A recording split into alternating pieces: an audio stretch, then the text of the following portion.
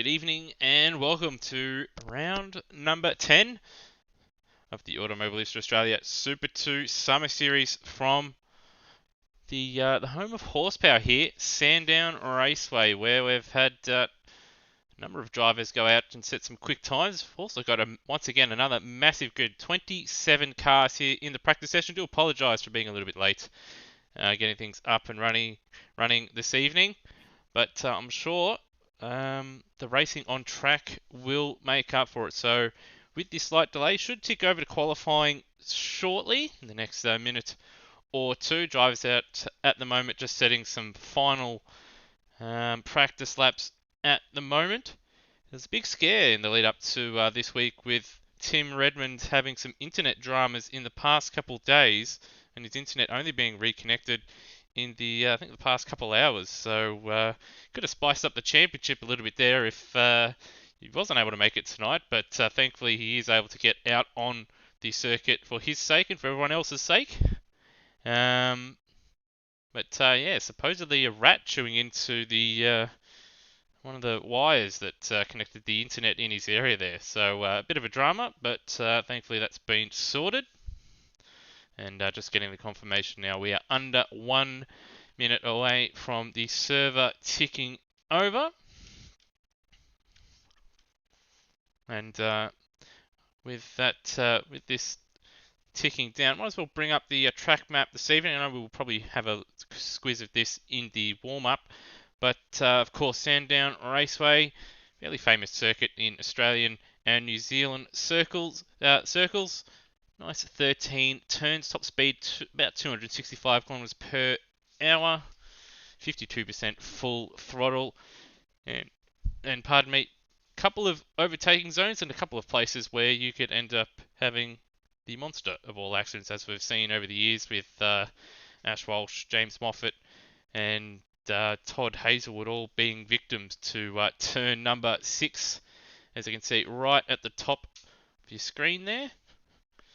And I'm sure we'll see in one of these races, or even in qualifying, an incident there as well. Not sure if he's ready. Normal co-commentators, both Brendan Ross and Luke Rosella, unfortunately this week have some other matters to deal with. Luke Rosella practicing for an upcoming Bathurst 12 hour in iRacing, and Brendan Ross, I'm not sure what he's getting up to, perhaps some late night work, or just doing something a little bit more sociable than being on his computer. But have got a very capable fill-in in Mr. Steve DeVries alongside.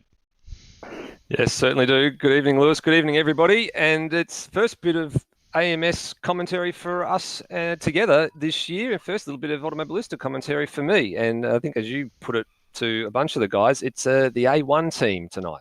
Yeah, certainly probably the A1 team would probably be you, yourself, and Hans. I'm probably maybe an A2, but certainly a massive step up from the the Z920 billion that I've been stuck with certainly Luke Rosella in the co-commentary slot. But good to have you on board, and hopefully the fellas put on a good show, because normally you're in their Discord channel trying to calm the drivers down. Tonight they've got no mediation, and a short and busy lap for these guys to contend with. Yep, they certainly got to look after themselves tonight. I'm not there to keep the peace or be the policeman, so to speak, and Luke Rosell is not around to just spit off scaphisms all night either.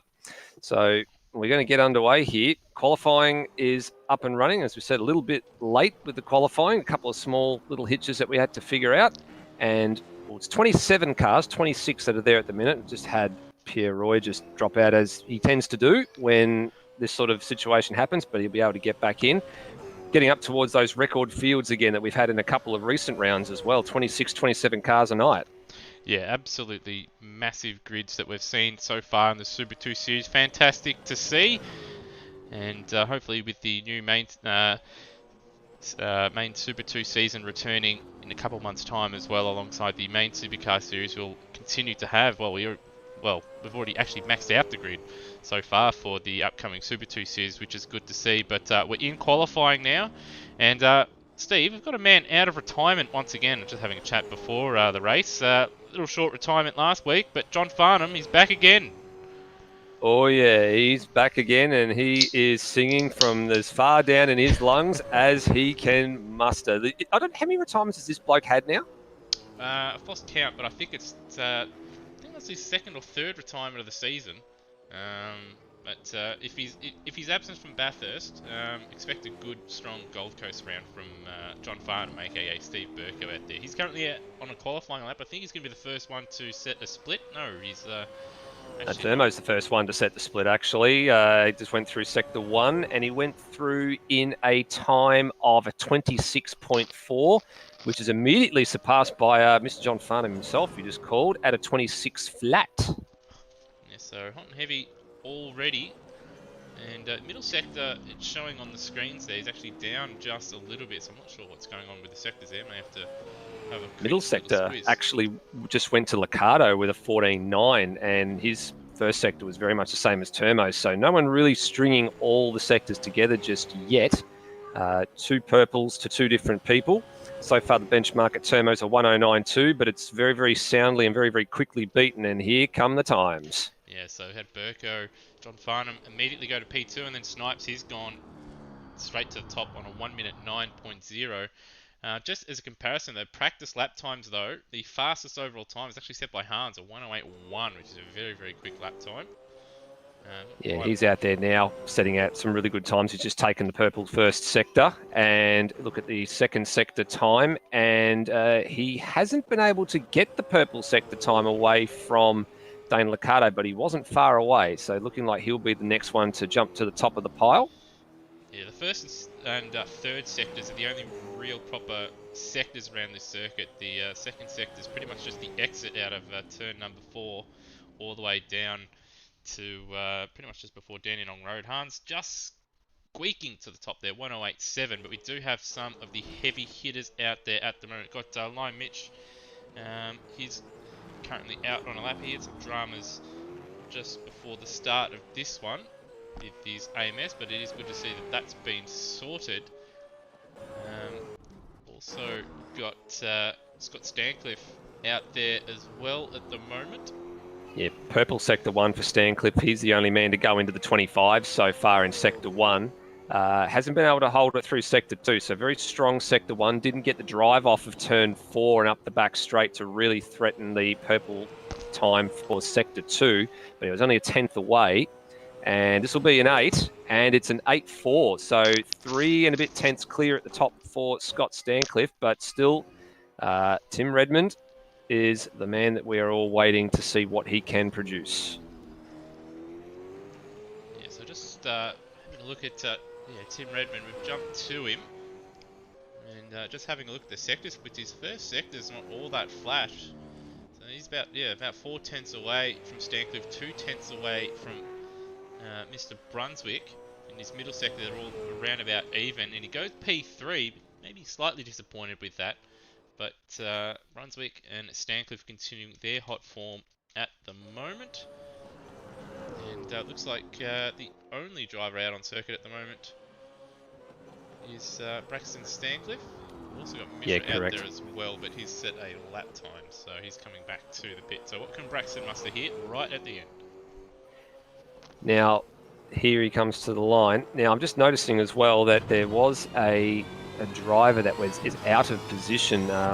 Lime Mitch actually had a penalty overhanging from SMP, was meant to be a rear grid start, and he's actually gone and set a time. So that time's going to have to be deleted, I'm afraid, and he'll have to go ROG. We'll have to sort that out in the session coming up next. But good effort from Braxton Stancliffe, 7th place. I think he'll be pretty happy with that time. At a 109.2. He's only a couple of rounds into racing in AMSOZ, but still now it's ASR. And I think he'll be quite rapt to be right in that top 10 bracket right now. Yeah, he'll be quite happy with that. He's out qualified a number of drivers that you expect to see a little bit further up the grid.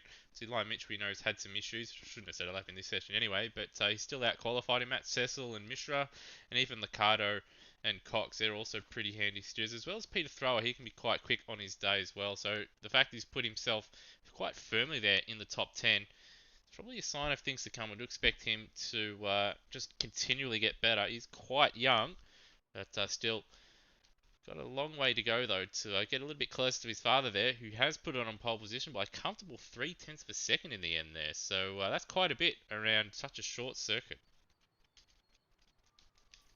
Yeah, spot on. Very short circuit, and the Homer horsepower is alive and well. I guess we all keep saying that the Homer horsepower has only got a limited amount of life left in it, considering that they're building the Casey Sports precinct. But a number of us still think it's going to hang around for a little bit, but it's got a limited life. It's just a matter of when. Hopefully it does stick around for as long as possible, really, because it's a unique track with you've got the barriers fairly close together, but you've also got some long straights, but you've also got short radius corners, so it's almost like a street track, but it's also obviously a proper racetrack as well.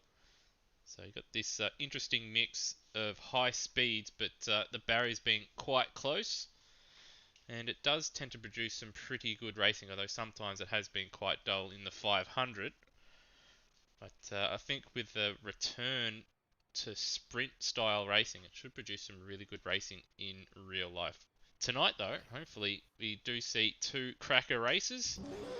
And just going to double check here that I've got my info correct. And yes, I do, and I will bring up the Pleb Hub. So tonight we have two 28-lap races, and there's a slight change to the fuel and the tyre wear rates. So instead of being the normal 4 times tonight, it's going to be 2. I did do just a couple laps just to gauge the tyre wear and the fuel usage rate. So the soft tyres I would expect to be the better of the tyres, especially having a look at the lap times out there, so they should get to at least half distance.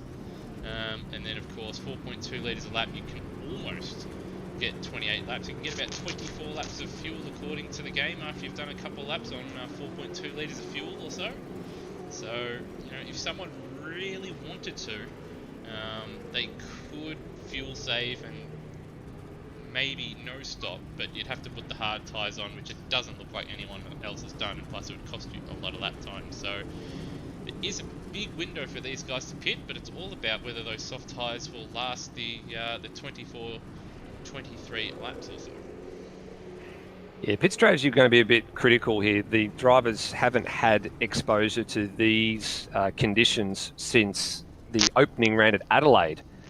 With the 2 times tyres and the 2 times fuel. Adelaide, a very different circuit, street circuit, long loaded corners such as turn 8, plenty of changes of direction. So bit of a different sort of a track going from a street circuit with 2 times tyres and 2 times fuel to a permanent venue with 2 times tyres and 2 times fuel.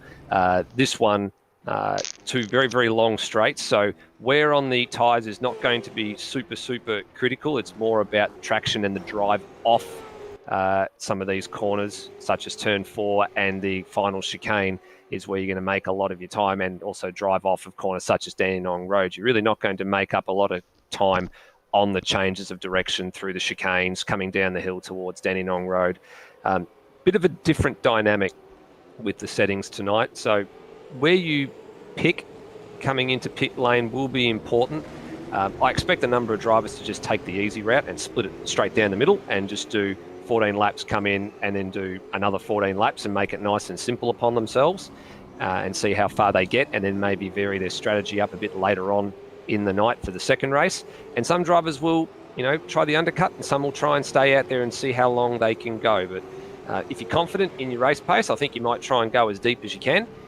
If you're looking to, advance your way up the order, especially for that reverse top 10 a bit later on this evening, you might want to try and come in and maybe try and jump a few spots and see if you can hold on a bit later on in the race if you've got a bit more worn rubber compared to some guys that have got some new rubber, and stop a bit later.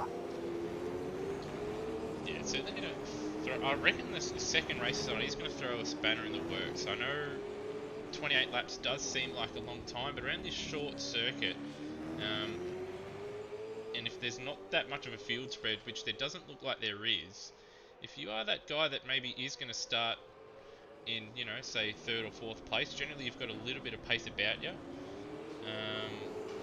and you're not at the tail end of the top 10, so you won't be on the front row for the second race, but you'll have a little bit of pace. If someone can just get that good start there, it is a fairly difficult place to really make up time and to pass. So the early stages of race number 2 are going to be crucial for those guys, and I think there could be an opportunity for a couple of guys here if they just put race number 2 together to snag a win or certainly a podium, which they wouldn't normally expect. So race number 2 is going to be an interesting one. The race will go by fairly quickly, I reckon, Steve. 28 laps, it's only about, well, just over a minute long.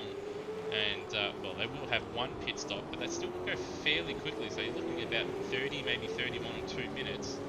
And, yeah, that's all you got to do, really. Is just hold on for 31, 32 minutes. If they don't make a mistake, it's going to be difficult for those guys starting, 7th, 8th, 9th and 10th in that second race to make up that time.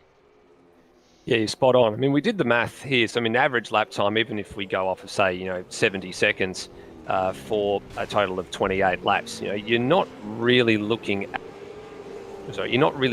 at a huge race time. I mean, even if you went it down to, say, 28 minutes and, 60 seconds a lap, which is miles quicker, it's only going to be slightly into that, 30 to 35 minute bracket for times factoring in the pit stops as well. So plenty of time for drivers to have a bit of a think about what they do and how they attack this circuit. And then, of course, as we just mentioned, the second race tonight will be the really interesting one. That top 10, or that 10th finishing position is very, very coveted, I think, with a lot of the drivers. They all want to see if they can get into that top 10 to try and put themselves on the front row. We saw people like Justin Cecil, very, very first time at Sydney Motorsport Park, finished in the top 10. He thought he was going to butcher the start. He got a beautiful launch into the opening corner at the second race at Sydney Motorsport Park. So there's a few guys that are a little bit timid about starting on the front row, but there's a few guys that always look forward to either that 9th or 10th place for that second race, just because it gives them a little bit of hope that they might be able to get a good result in that second race. And it certainly means that they're probably going to get that nice, clean, at least first couple of laps, where if you're starting in the pack, you can run at a pace that's not, what you're expected to be or wanting to be running at, and, stuck behind cars that may be a little bit slower than you. So it's nice to get that little bit of clear air for those guys, and yeah, they'll set themselves up with a nice opportunity, certainly in race number 2. But while we do have time, we might as well bring up the drivers' standings. Of course, Tim Redmond still leading the standings on 2,490 points, 300 points ahead of second place. But Guntington starts slowly creeping closer and closer towards Lion Mitch, and then we've also got Stancliffe now. He's risen up a couple spots ahead of Turmo and Daniel Cox into 4th place in the standings. And his qualifying session will certainly be hoping to once again bridge that gap between himself and 3rd place in the standings. Daniel Cox doing a solid job in 5th. Turmo in 6th place. Hards has also moved into 7th place as well. Then we have Taipan, Peter Thrower and Matt Cecil rounding out the top 10. Tail end of that top 10, very, very close, and there's been lots of changing between all the rounds that we've had. And it also changes when we do go over the page. In fact, I have got Matt Cecil in there twice, so I've missed someone in there. I do apologise. I think this screen, yes, this is an old one from Eastern Creek, so just bear with me a moment. And there we go, has been updated. So Mishra is in 11th place, and then right behind him, Burko, aka John Farnham, out of retirement, and that's going to be a close battle for 11th place in the standings. Darren Kemp in 13th, just a little ways away, so those 3 guys fairly close together. A little bit of a gap to Justin Cecil, who's also got a small gap over Freakish. Steve Warwick, who unfortunately, for medical reasons, unable to race the rest of the season, but did look like there is some good news coming out of that, and he should be getting well soon. And then we have Rody in 17th ahead of Cheese, Brap and Lachlan Burke rounding out the top 20. And then across to the team standings, Matt White leading the way, but Pro Drive back in a second with Triple Eight. They're coming hard and fast here, and I do expect them, should both their cars finish, and with the way they've been going, I do expect them to make a fight for it in the team's standings. Nissan Motorsport also moving ahead of Walkinshaw with Pierre Roy's woes and disconnects.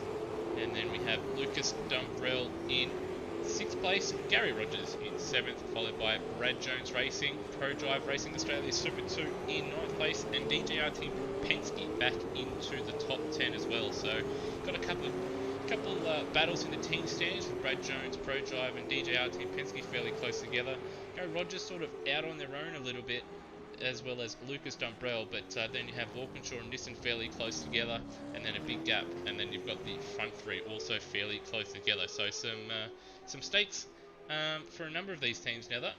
It's not the championship we're pushing, but certainly something to play for some of these teams and drivers out there. Yeah, definitely a few drivers and teams that have got it all to play for, and a few drivers and teams that have got really nothing to lose and everything to gain. Some of the drivers, such as Peter Thrower, have probably not had the best of rounds in the last couple of weeks. One of the Kiwis in the Red Bull Racing stable. He's 9th on the standings, you can see there, but he has had a few awkward rounds. So, like, we look back to Queensland Raceway, 17th and 19th. Hidden Valley, 17th and 15th. A couple of those sort of circuits that haven't gone according to plan for him. That being said, he's got some good results in there as well. There's a couple of 4ths, some 5ths, there's some 6th places. So he can make some solid top 10 finishes. And he's in that stable with Scott Stancliffe, and you can expect, as you said, that they were going to come pretty hard and pretty fast in the next couple of rounds. Everybody looking forward to this one. Everybody's looking forward to Bathurst in a couple of weeks as well. And on the good news front, you were talking about Steve Warwick just before. He is out of surgery. We've got some word through from his son, Cole, about 20 minutes or so ago, which is great to see.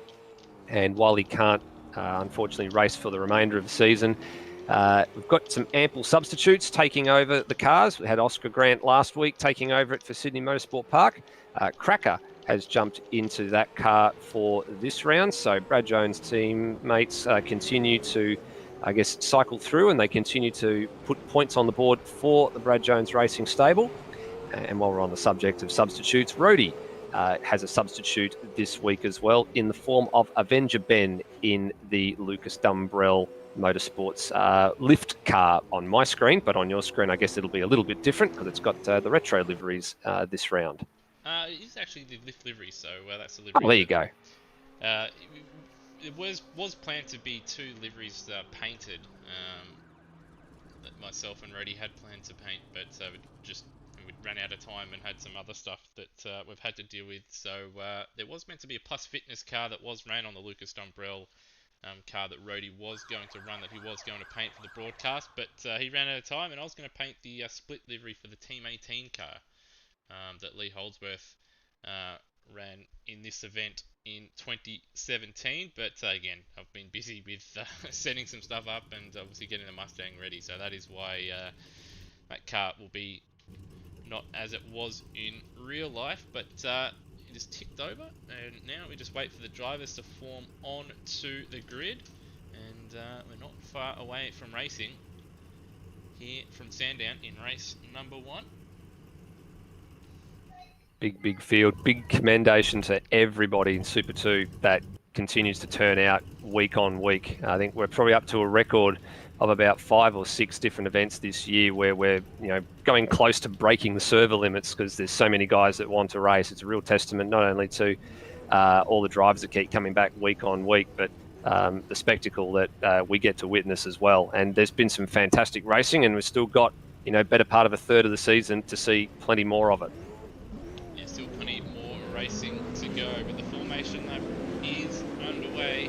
And Steve, if you could just run through the grid for us here for race number 1, and then we'll get going here from Sandown. Right, here we go. Scotty Stancliffe, position number 1, car 97. Currently sits 4th in the standings, not too far behind his teammate, his countryman and NZ Snipes, but good to see he's got a pole position under his belt.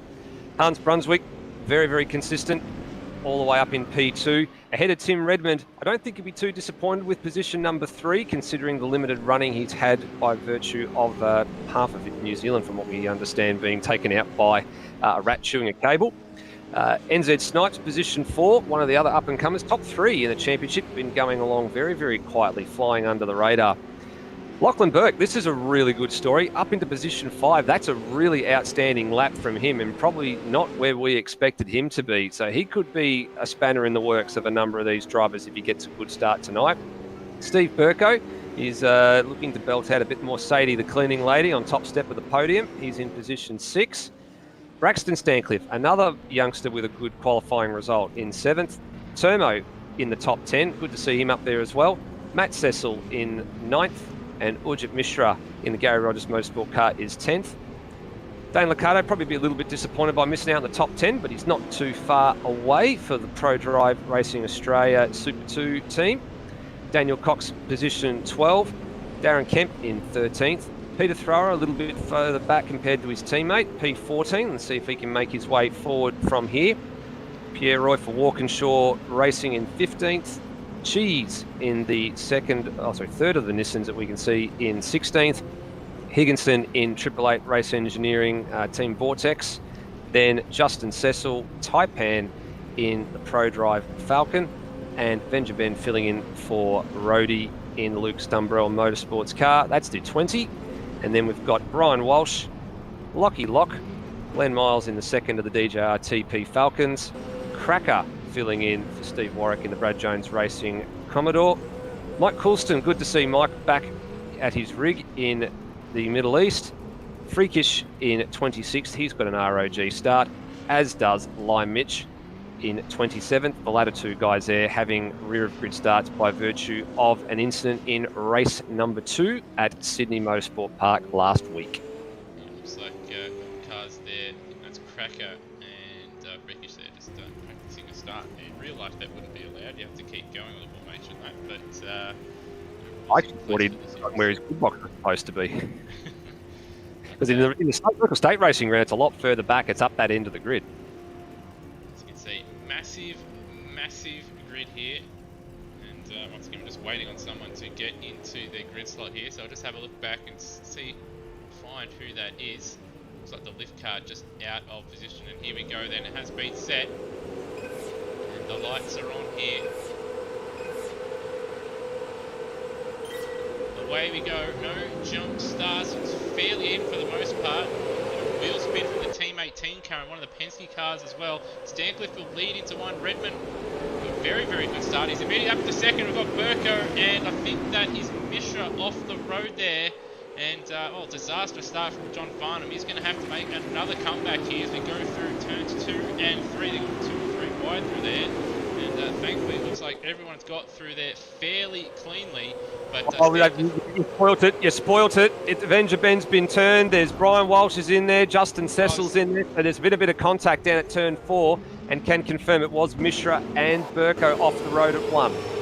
So they're all off down there. So we'll just cut to a short replay before we get to anything. So as you can see through the chicane, that little bit of biff barge, and then coming into turn 4, I think. I don't know. Oh, there's cars. Sorry, Lewis. There's cars out of control coming down the hill. Freakish and Taipan off the road coming down through 6, 7, and 8. I'm not sure if someone got into the back of somebody there, but that was a little bit messy. Right, once again, we cut to another short replay and can see what has happened here. So Taipan having a look at the Harvey Norman car in front. Oh, he's trying to make a move there, and he can't really make it. And he sort of was out of control after that slight nudge. Freakish had nowhere to go. And Freakish shouldn't have, he's actually missing his bonnet.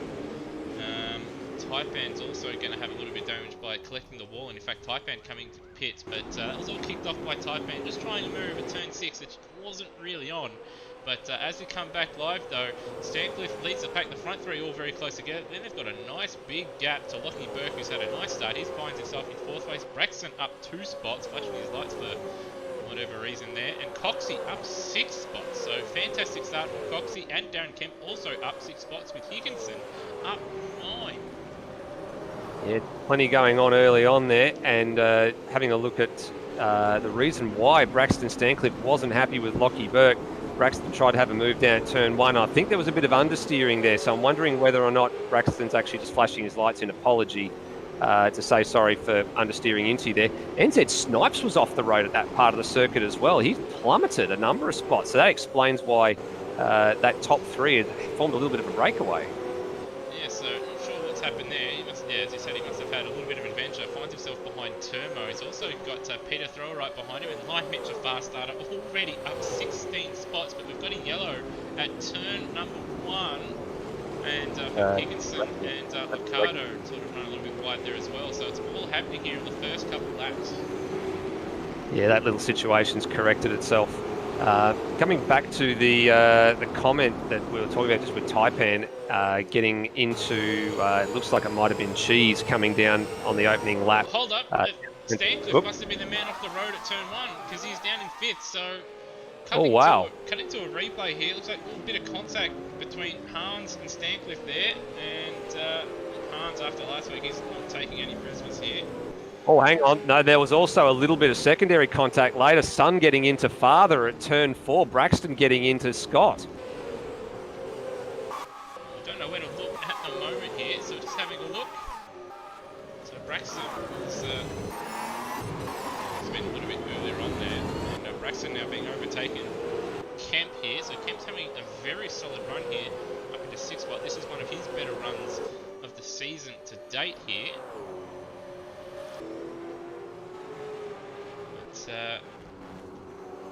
Really had a chance to have much of a breath here. I apologise. I can't really keep up with all the movers and shakers just at the moment here. That's what happens at Super 2 right now. So many cars and so much support for the series that there's action everywhere we look. You need about 4 sets of eyes to work out what's going on here sometimes. And I'm just having a look as well. And I've had actually Dane Liccardo drop down to 19 spots. So I'm going to try and find a replay and see what's happened here because he was battling with Higginson. Having a look here, he had a really sluggish lap on lap 3, he had 124 and a bad third sector. Yeah, coming out of any road, he got a little bit of a nudge from Higginson, and Higginson's actually parked it to redress it. Oh no, we're going 3 wide here in a turn 6. This is not really going to end well. Looks like they've all backed out of it, thankfully, because that would have been bigger than Tenerife, that one. But we get through it. They get through it for now, as Adventure Ben already out of this race. Not sure what happened there. Taipan's still going, but he's got the leaders right behind him.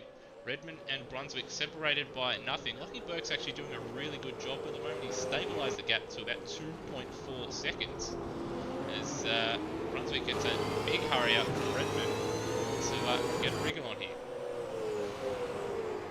Yeah, I don't think they'll be too stressed at the moment, Tim Redmond. I think he'll be quite comfortable, but he'll be giving Hans the hurry up just to say, look, we need to clear Taipan before we get to turn 6. We don't want to be held up for too long because Taipan has stopped fairly early. I think he's probably going to have to stop again unless he's decided to put the hard tyre on. And this is getting a bit awkward. He tried. I don't know if he just made a mistake or if he was actually trying to let him go on the inside, but you're never really going to do that. And they had to negotiate the corner first and then let him go on the straight. That would have been the smart play to do it. But I wouldn't be surprised to see if, because of that contact that Taipan had with Freakish early on, if he's gone to the hard tyres, maybe looking just to try and get home here. But the problem is he's gone a lap down inside of 6 laps and probably didn't have much choice but to stop and get it done. But what choices are happening here is Redmond has decided he wanted the outside at turn 1 and Hans was not letting him have it. Yeah, Hans, he's got the eyes on here. I don't think he's going to make it easy. It's a bit dirty after what happened at City Motorsport Park, and he's just in for a big dip. And regardless of what happens, he's just going to have a crack. Lucky Burke, I thought he'd make a bit of time after the front 2 were just sort of balked there by Taipan, but he actually lost a little bit of time. And in fact, we've got Coxie doing a really good job. He's in 4th place, slowly edging closer to Lucky Burke at the moment. And we've also got Stanker slowly coming towards both Burke and Cox as well. So it is going to be a battle here, I'd say. Oh, we've got Brunswick off the road, so he's dropped out here. Now, was there contact, or did he just overcook it? Down. I'm wondering if he's got an issue. Has he lost a tyre or something, or has he had a flat? Is he going to try and go into the pits here? No, he continues on, so he's had some sort of issue. Yeah, so he locked up coming down the hill.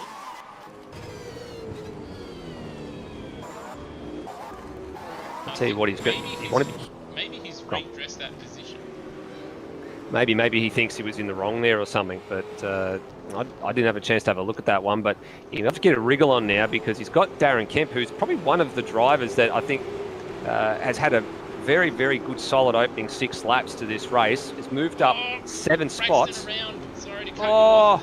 He'd just been overtaken from Mitch, and he's just going to... Oh dear, that is interesting rejoin there, just spinning right into the path of Mitch. We thankfully saw it coming, but a bit of a disaster there. But yeah, Mitch had just overtaken him going through the turn 2 and 3 complex, and that's another reason why Hans is going to have to get a move on. Because Mitch and did he? On roll at the moment.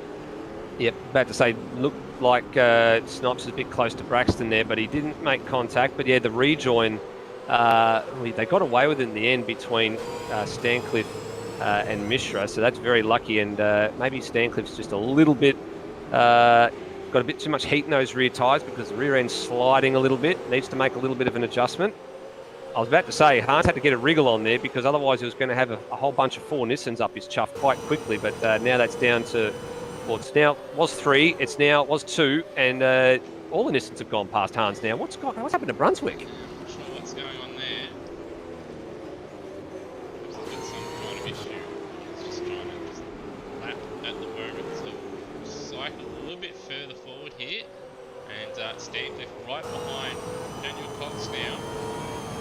Going defensive into turn 6. This is a place where you really want to try and overtake someone, but they're going to try it here. They both, yes, they do both live this time around, thankfully. But can Coxie pull it up? Oh no! He can't. Too hot. Very easy to do. Way too hot into turn 9, and that's an easy pass for Stancliffe. It was good because Cox had picked the defensive line. He'd picked the line to take coming down the hill there. He was just too late on the brakes, or maybe had the brake bias maybe a little bit too far the wrong way, and just couldn't pull it up. He'd done the hard part and actually got through turn 6. But yeah, just I think driving a little bit too much in his mirrors and just missed his braking point by a couple of metres. If you do it down there, you're burnt toast once that happens. It's a run here from both the Matt White Motorsport crew. Darren Kemp obviously up 8 spots, but like Mitch, the big mover starting at the back, is up 21. And one of only a few drivers in the 109s. So last lap around, Redmond at 109.4. He's about half a second faster than the rest of the field at the moment. The lap before, he actually set the fastest lap of the race at 1 minute 9.0. But yeah, these two, especially like Mitch, on a move, and it's actually not too far away from a podium position. So if he plays his strategy right, we could see Lime Mitch back on the podium next time. Yeah, and wouldn't that be a drive? He was plumb last. He was 27th of 27 cars, if you could not believe it. So he has had an enormously successful run through the field. But we've seen him do this over the better part of last year and the summer series. Just whenever he finds himself, in a situation where he needs to pass cars, he manages to make it look easy. And we used to call Matt Williams in AMSOZ the perennial place getter on lap 1. I think we can now safely move that crown to Lime Mitch. Yeah, certainly been in the reverse grid races of any series. He's been one that is able to get himself to the front in quite a hurry, and he's demonstrated it here. And it's especially a good effort considering the short length of the track and how big the field is. 27th to 5th in the space of 10 laps is no mean feat. But, unbelievable. It's going to be a lot more difficult for him now. He's got a little bit of a gap to Coxie and then even more of a gap to Stancliffe and Burke. Speaking of, Stancliffe here closing up slowly onto the back of Lockie Burke. So I do expect those two to be battling out in 5 or 6 laps time. Yeah, let's get a read on the lap times from these two. Lockie Burke's best lap at 1:09.7. Last time around was a 10 flat, which is not terrible. And it's a 10.3 this time to Stancliffe's 9.4. So, yes, Stancliffe picking up the pace appreciably here. And Lockie Burke maybe looking for maybe a slightly longer first stint, maybe have some better tyres toward the end of it. Stancliffe might be looking at, I don't know, maybe an undercut at the halfway point. Just depends on how quickly he catches Lockie Burke. There's a few drivers I'm looking through the field now that maybe could play this undercut strategy if they get it right. Stancliffe is one. and a couple of the drivers in the mid-pack, like Burko and Snipes, and maybe even Termo could play a little bit of a hand here. I've actually just noticed Darren Kemp has spun out of sixth place at turn 3. I'm not sure what he's done here. Yeah, so I've just cut to a replay of this. Looks like he's battling with Burko here. And, he's lit it up. He's lit it up going through. Oh, yeah, he has too. He's clattered the tyre bundles there, which if you do... He's done the engine. There's 0 RPMs on that car. He's blown that's destroyed the engine. That's his race over. It's disaster for Matt White Motorsport. In the lead in the teams championship. Lachlan Locke and Freakish battling into turn 6 here. Looks like Locke just getting the job done there. They've got Higginson right behind, but I was about to say, with the tyre bundles at this track, big dive though from Freakish, and he gets a move done at Danny Road, so nice move there. Yeah, if you do hit the tyre bundles at this track, you do incur a lot of damage. They do more damage than the Armco around here, Steve. Oh god, yeah, they do. They do a lot of damage. Speaking of damage, I mean, Freakish carrying that bonnet damage. Looks like he's escaped relatively unscathed, and lap time that time in 11.9, but he's picked up a couple of spots because of the drivers that have exited this race, but also he's picked up a few because of a few drivers stopping as well. Apologies to everyone if you can hear a screaming child in the background. It's certainly not intentional. And got a nice battle now with the recovering Steve Burko and NZ Snipes. So after his little adventure off, Burko now moving his way through the field, doing a nice job here. So good comeback here from John Farnham, but probably only going to be able to get really 5th, maybe 4th place if he is a bit lucky. But he's done a really good job to recover. Snipes, though, he'll be a little bit disappointed with his early off. He didn't see it on camera, so we'll have to find out what happened in the Discord after the races. And they've also got Hans, who looks like he's picked up his pace once again. No, he's travelling okay.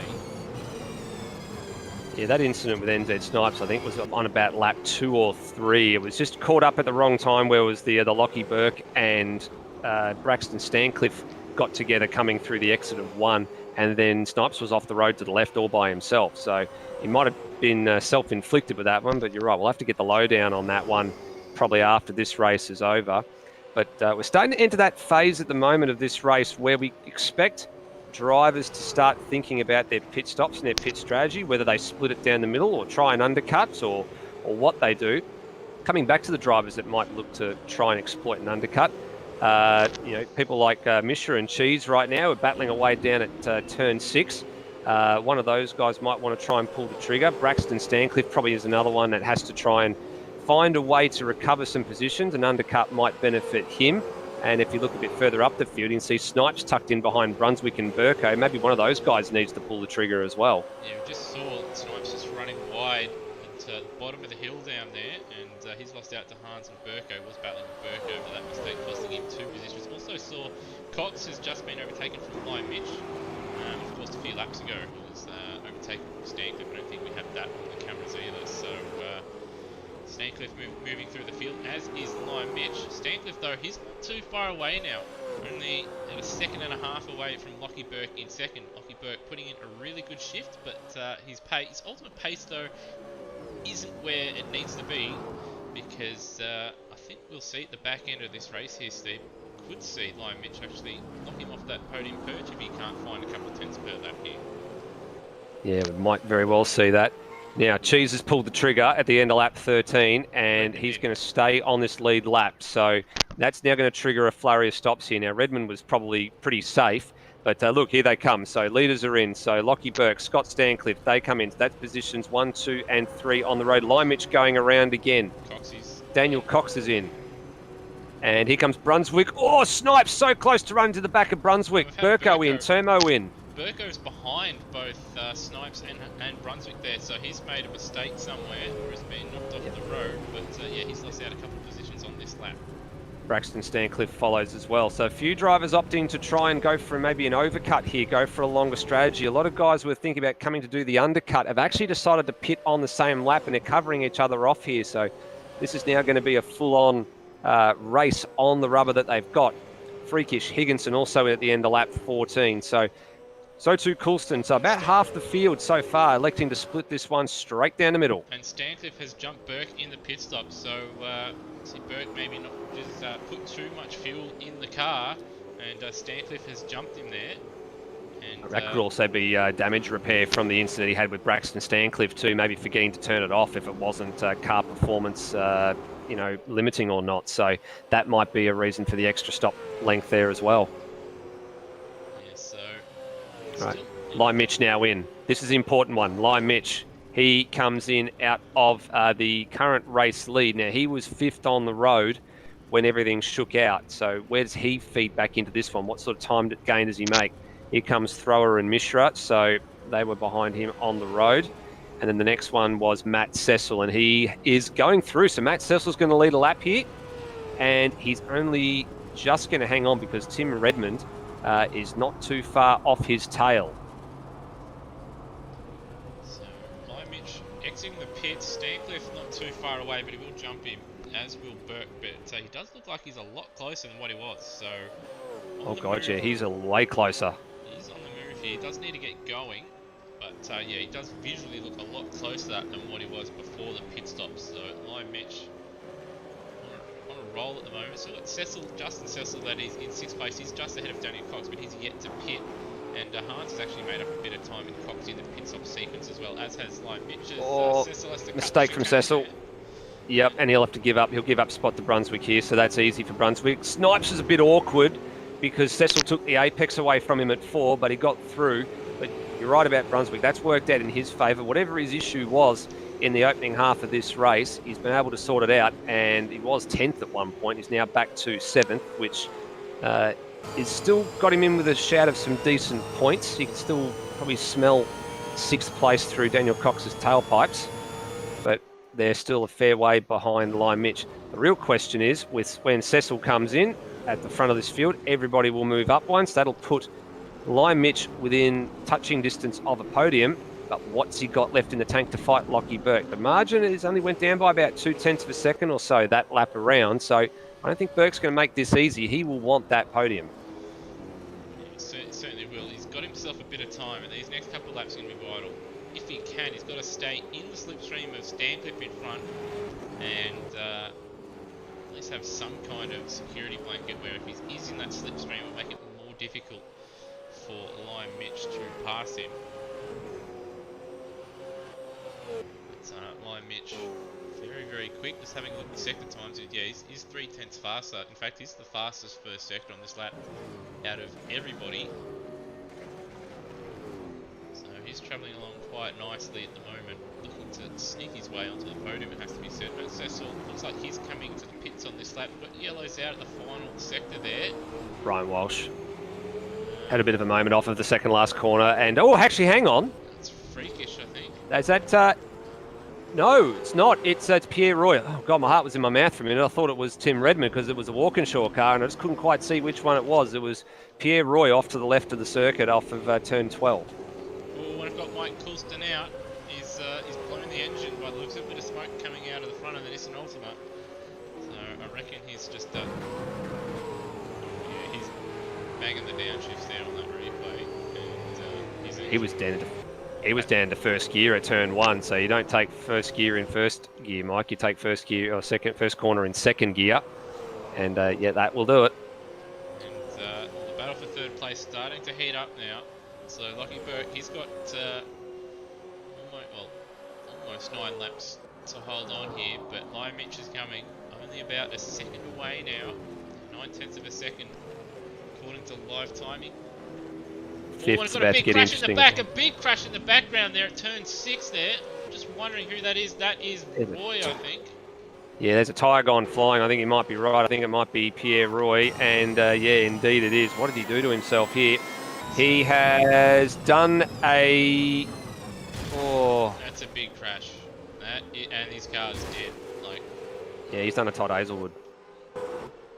Yeah, massive, massive crash. And... Walkinshaw on the team points, that's not good. Also had a poor lap from Dane Liccardo on that lap as well, 3-3-1, so it looks like he had a little bit of adventure as well. You're having a good night over there, Liccardo. 5th place and 6th and 7th is starting to get interesting now as well. NZ Snipes has given Brunswick a hurry up. Brunswick's giving Cox a hurry up. Liccardo ahead of him is going to be lap traffic. And right out sideways to Coxie, so he's having a big dip, but he's struggling at the moment. These guys are hustling along here, and we might see some F3 games like we have seen a couple other times throughout this race here. Line Mitchell through for third. Line Mitchell through for third. Sorry, Lewis. He got it done just before the yellow flags came out for Brian Walsh at turn 6, 7 and 8. So he made that move stick well and truly before they got to the bridge. And he is through into podium position. 24 spots gained. Fantastic effort. Oh, and Burke's off the road too. Burke's gone deep at the second last corner, but not under any immediate threat from the guys battling over 5th, 6th and 7th, but don't want to do that too many more times. Just lost the rear going over the curb at the final of the right-handers there, but that's just going to encourage these guys a little bit further behind him here. But can Coxie hold on here? Got 2 very quick operators behind him, and plenty of time left to go in this race. Coxie, Brunswick and Snipes all punched out a mid-9 on that last lap as well. Had a look to see Lockie Burke punched out a 13.8, but the lap before that was a high 9. So these guys can maybe work together for a couple more laps. They might even be able to pick up an extra spot each. Just depends on how they go getting through the lap traffic at Dane Liccardo, and depends on what happens to Lockie Burke over the next 8.5 laps. Lock up for Coxie. They've got yellow flags out there, and Hans is, well, I think he's seen it. What's the yellow flag for? Oh, it's for Glenn Miles out in the kitty litter. I do wonder if that was an actual mistake, or if that was Brunswick realising there was a yellow and backing out of it here, so just cut the around play. No, I think he just made a mistake either way. No, he made a mistake. Live to fight another day with that one. It's cost him an extra spot though. That's the problem. It's put him behind NZ Snipes, so he's got to do all that hard work all over again. So I don't think the stewards will take any action with that yellow. I mean, the pass was made, but I mean the mistake has pretty much nullified any gain that Hans made from it anyway. In fact, it's gone the other way. He's lost a spot out of it. So I don't think they'll take any action on that one. It actually said a purple middle sector. That all would have been down to the slipstream, because the sector time starts about here, and the drivers are coming out of turn number 4. And it pretty much ends just before turn number 6 with a drive-through for Nathan Higginson. I wonder if he's cut the final of the right-handers. I think that's turn 10 too many times down there. Oh no, he cut turn 12. So not the one that everybody had some trouble with. He'd cut the one after it. So the second part of that chicane, which thankfully means he got his penalty, he's serving it straight away. That's just plain out braked himself going into 11 and then just ran straight across the grass, and it was just a little bit too quick. Yeah, easy to do. Here we go, big battle here. Coxie, I think, is going to have a little bit of a breather here, because Brunswick also having a look at Snipes, although a slight mistake there in turn 1's not going to help his cause, and Snipes is certainly going to have a look at probably turn 4. Maybe even turn 6 here. Oh, here we go, he's having a look, he's not quite close. Got to get the drive. Got to get the drive off this corner to have any shot, but he couldn't get it done because he committed to the inside at 4. He'd narrowed up his line and he couldn't get back to the gas quickly enough. And now that's put him quite close to Brunswick, but now they're just starting to gain in the slipstream, but they're not gaining at the rate that they need to be before they get to the braking zone for 6. They've got a bit of lap traffic in front here. Now, Coxie's locked up a little bit, he's wide. I reckon he's going to lose his spots here. He's going to lose one. Does Brunswick have a big dip? No. Coxie just shuts the nose there. I don't think Hans will be too pleased with that, but he's in his right to do it. He's having a big dip here. He wants that position back. Oh yeah, he wants it back, and he wants it back very, very badly, but surprisingly clean between these 3 guys. They have top draw driving, giving each other a bit of space. Yes, the door was shut pretty firmly by Coxie after the mistake out of Dandenong Road, but fair credit to these guys. They been racing hard and been racing fair. What's happened to Brunswick is he had a recurrence of some of these problems that he's had in the opening half. Yeah, he slowed down there at turn 1 there. I don't know what the go is. I'm just looking to see whether or not he's shifting it all the way through the range. It looks like he is. Maybe he just had, I don't know, maybe it's almost like an intermittent issue or something. Yeah, something certainly seems a bit awry there. Got AMSOZ slight lights ablaze here. Of course, Lap traffic, Higo and Liccardo. He's in a battle here. Yeah, Higo should probably do the right thing here and just go to the right and let them through. He's missed shifting up a little bit there, and it's given Coxie a lot of encouragement. Too busy flashing his lights. Higo's run wide there. He's going to have to sort of get out of it, but he's sort of in a battle trying to get ahead of Liccardo, but he's going to get out of the way here. Coxie has got a good run, and he's got a bit of overlap now, and he's got the inside, so all he's got to do is pull it up. Hans will be sort of hoping they take each other out as Higo has a little bit of a look as well, but no, Snipe sweeps out the front of Coxie. He runs wide though, and again they're going to go side by side through turns 2 and 3. Yeah, Coxie was on the brakes a little bit earlier for one, and there's a little bit of tagging and a little bit of contact going through the chicane, and now Coxie's got the inside for 4. Who gets to the gas first? It's Cox. That is a good move, hanging around the outside at turn 2. You'd have the inside for turn 3, and of course for turn 4 as well, and that is a fine move. But that has allowed Brunswick and Turmo now to close in onto the back of this battle. Yeah, Turmo been going along quietly after the pit stops were all over. He's stayed inside the top 10 for the whole race. He's where he started in 8th place. Oh, which again. Oh, Jesus. Going to go back to my old saying here, you don't want to be in a phone box. Well, it's not with these 2, but with these 3. You know, it's 2's a company, 3's a crowd, basically. And he's cut the track trying to unlap himself on Hans Brunswick there. And Hans Brunswick actually just slowing down, letting Turmo go. So I reckon Hans he wants a better starting position for race number 2 here. I reckon he's just going stuff it. I want a race win here, so I'm going to do all I can. Well, look who's in the coveted 10th place right now. It's Steve Burko, and the other man in the coveted position is Orjit Mishra. So it doesn't matter where these 2 guys finish. If they stay in the rough sort of vicinity of where they are at the moment, there's your front row for this top 10 reverse grid coming up. Close battle, yeah, between Mishra and Burko. We haven't seen it, but just flicking on screen for now. For a little while, but fantastic battle between Cox and Slights these last few laps. Burko now just having a little bit of look at turn 6. It's close enough to make a really slick move. Just trying to force Mishra to make a mistake, which is unsettled him a little bit coming down the hill. And there's a slight lock up again. Burko couldn't quite capitalise. He's just walked on the exit there at Danny Road. Certainly giving Mishra a bit of a hurry up here. Keeping an eye on the guys that are in the top 3 at the minute. So Tim Redmond's got a comfortable 10.5 second margin, so he can afford to cruise it from here. I'm looking at Scott Stancliffe. So his last lap was a 9.6. Lime Mitch's last lap was an 8.9. So there's still a little bit of time here for Lime Mitch, maybe to get to the rear bumper of Stancliffe, because there is a bit of lap traffic coming up Stancliffe in the form of Justin Cecil and Lockie Lock. Certainly could happen. So having back at the battle between P5, Snipes has got ahead of Coxie, but Turmo's right there now, and Brunswick's on the back of Turmo, so not sure what's going on there, but we'll skip ahead here, and yeah, there it is. Stancliffe, a couple cars in front, some lap traffic, and what is this lap for Stancliffe? The 109.2, so he's picked his pace up just a little bit. 9.1.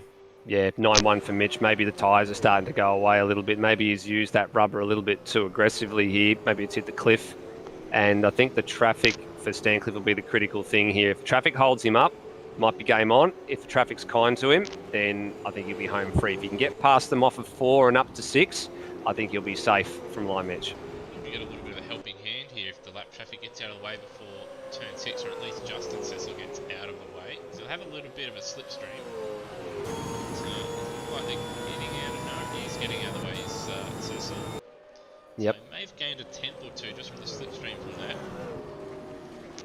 And now it's Lime Mitch's problem. We go a little bit further back here.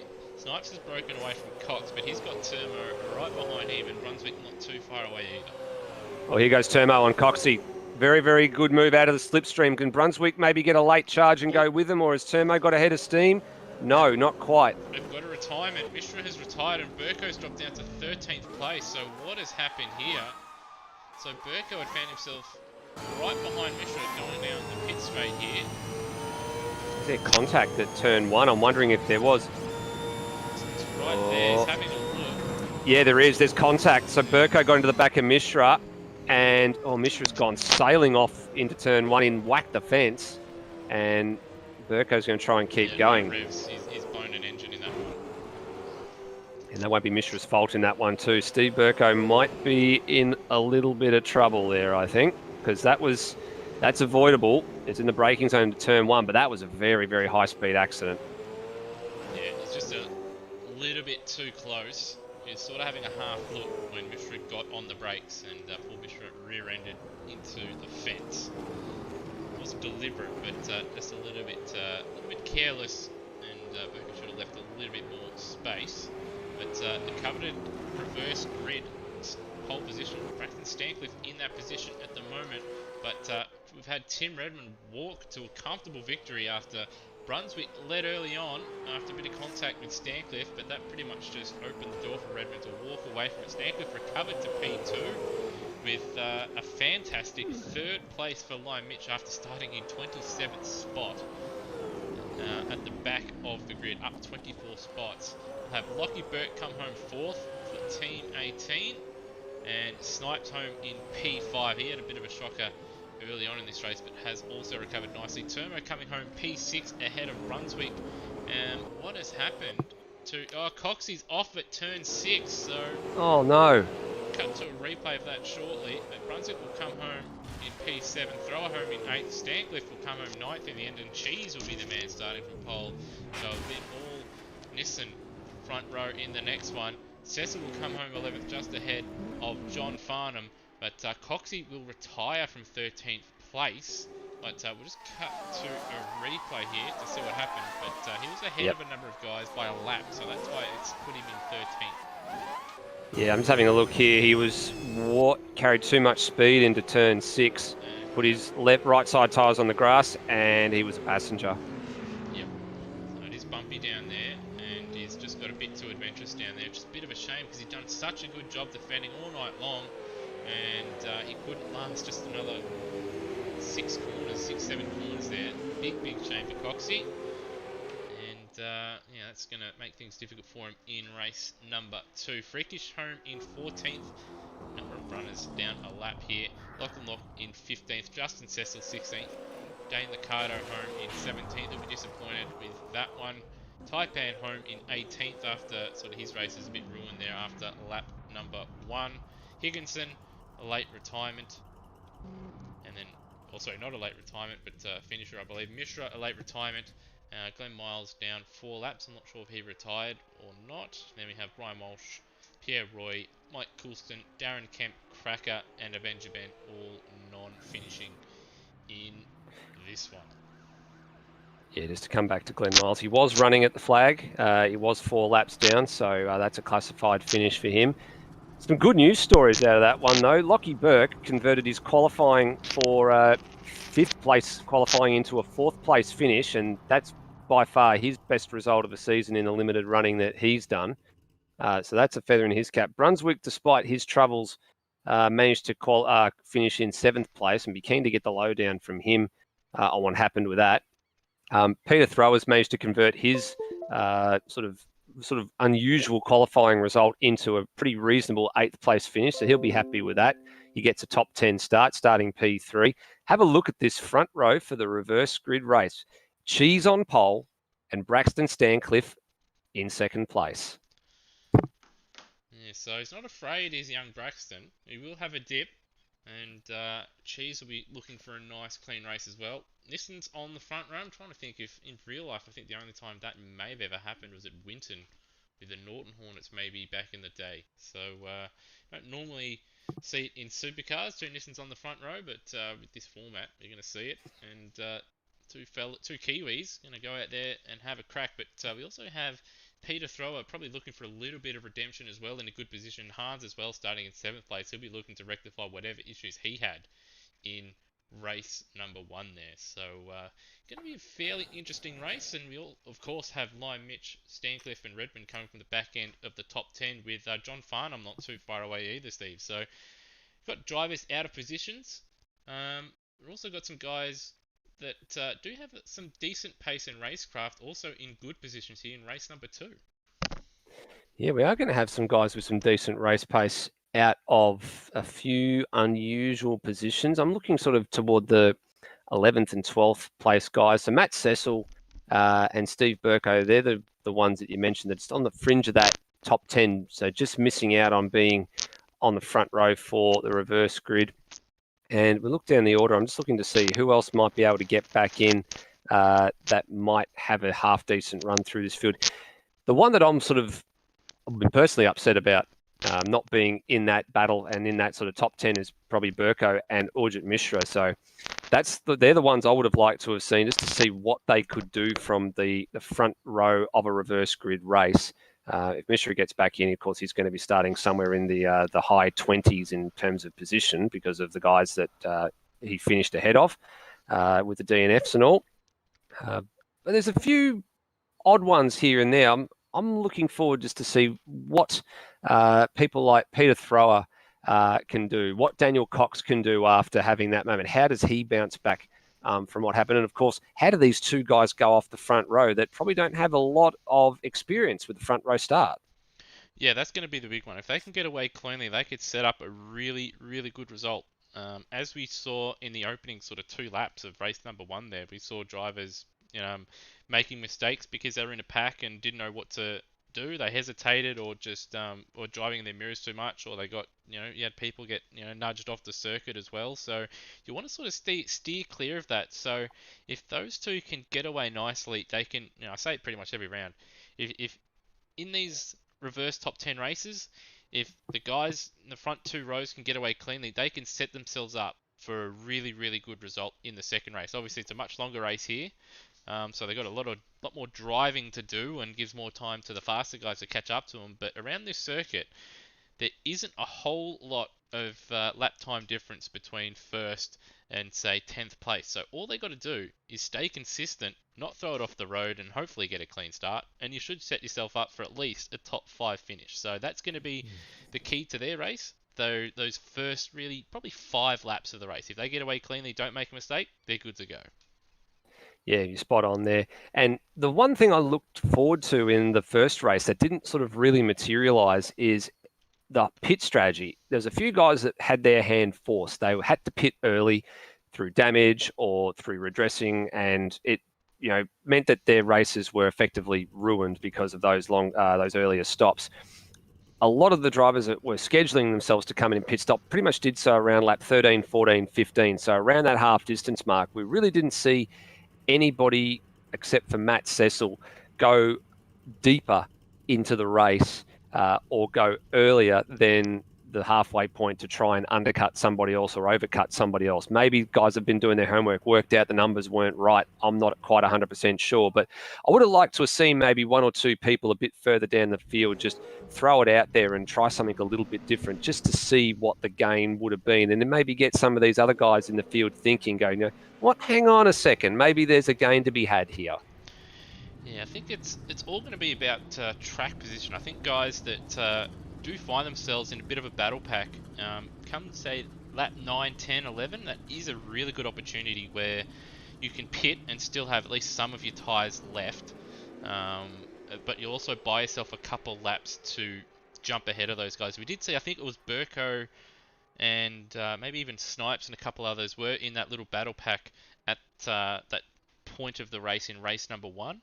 But yeah, we didn't see anyone really take that chance. We did see Matt Cecil go a number of laps longer than everybody else, but aside from that, yeah, everybody pitting pretty much within the first, or not within the first, but within 2 laps of each other at that midpoint of the race, outside of Taipan, who unfortunately had a bit of a run-in on the first lap and had to repair damage. So, yeah, I do wonder if we will see drivers in race number 2 here just come in a bit early or even stay out a little bit later, which could pay dividends. Yeah, I mean, we talk about it being something that's easy enough to do in the likes of GT3 racing because of, tyre durability and, ability to save fuel. And, they're, I guess, sort of a different type of touring car compared to a V8 supercar.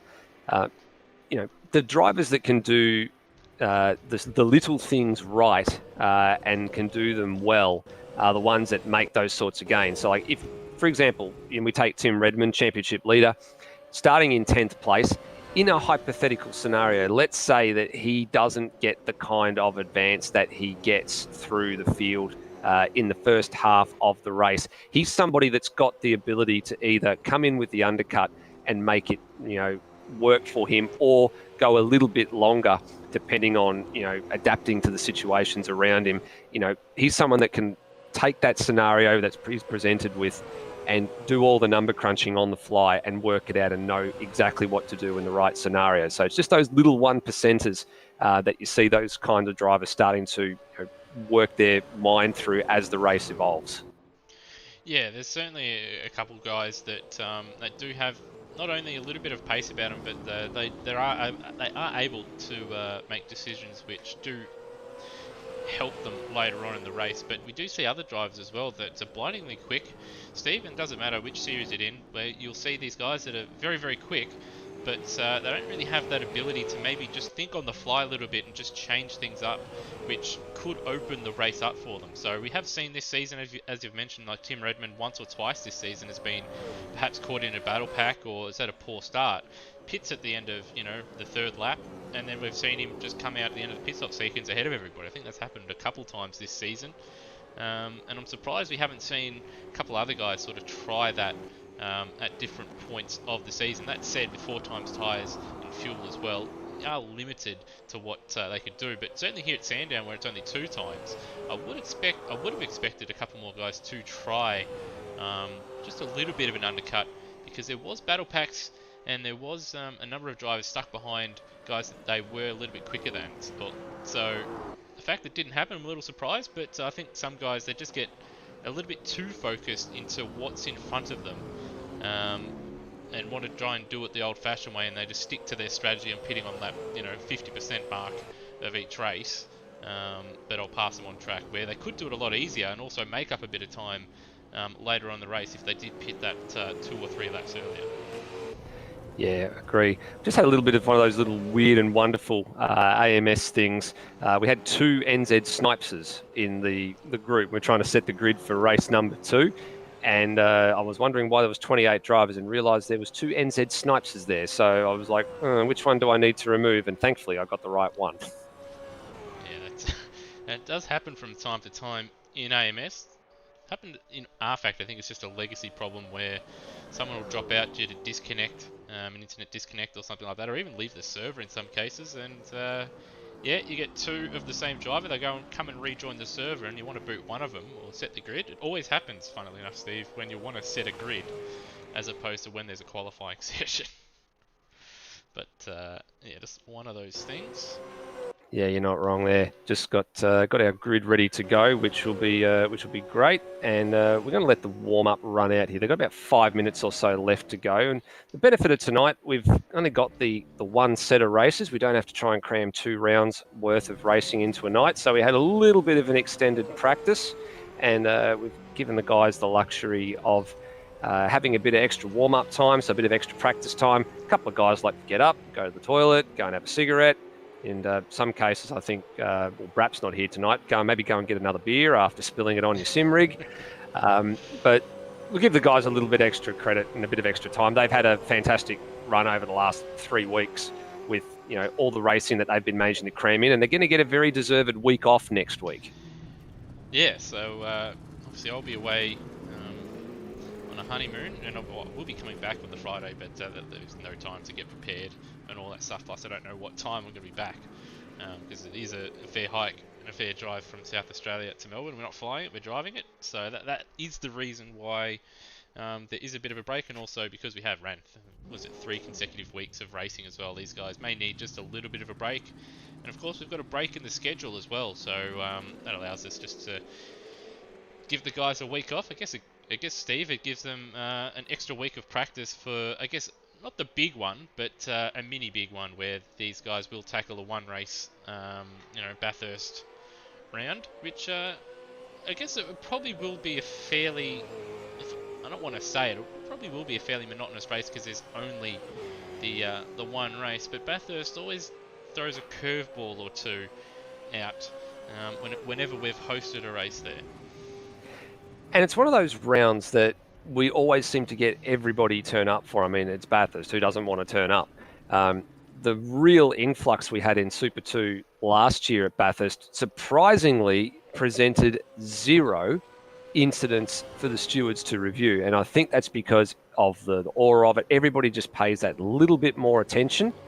And as many, like we're looking tonight, we've had 27 drivers for both races, which is astonishing. We get that number around Bathurst, and everybody's just got that little bit of extra caution about them. I don't know what it is, but it always seems to present, as you said, a couple of weird and wonderful things, but it also presents an enormous amount of concentration and super effort from a lot of these guys. And it will be a fairly long race for those guys as well. It's only going to be the one race. It's not going to be like Sandown or any other race this season. It will be the one. I'm just going to try and find it on my screen here in the information thread. So bear with me for a moment. Yeah, it will be the 128 lap race. So the same amount as here, albeit only one race.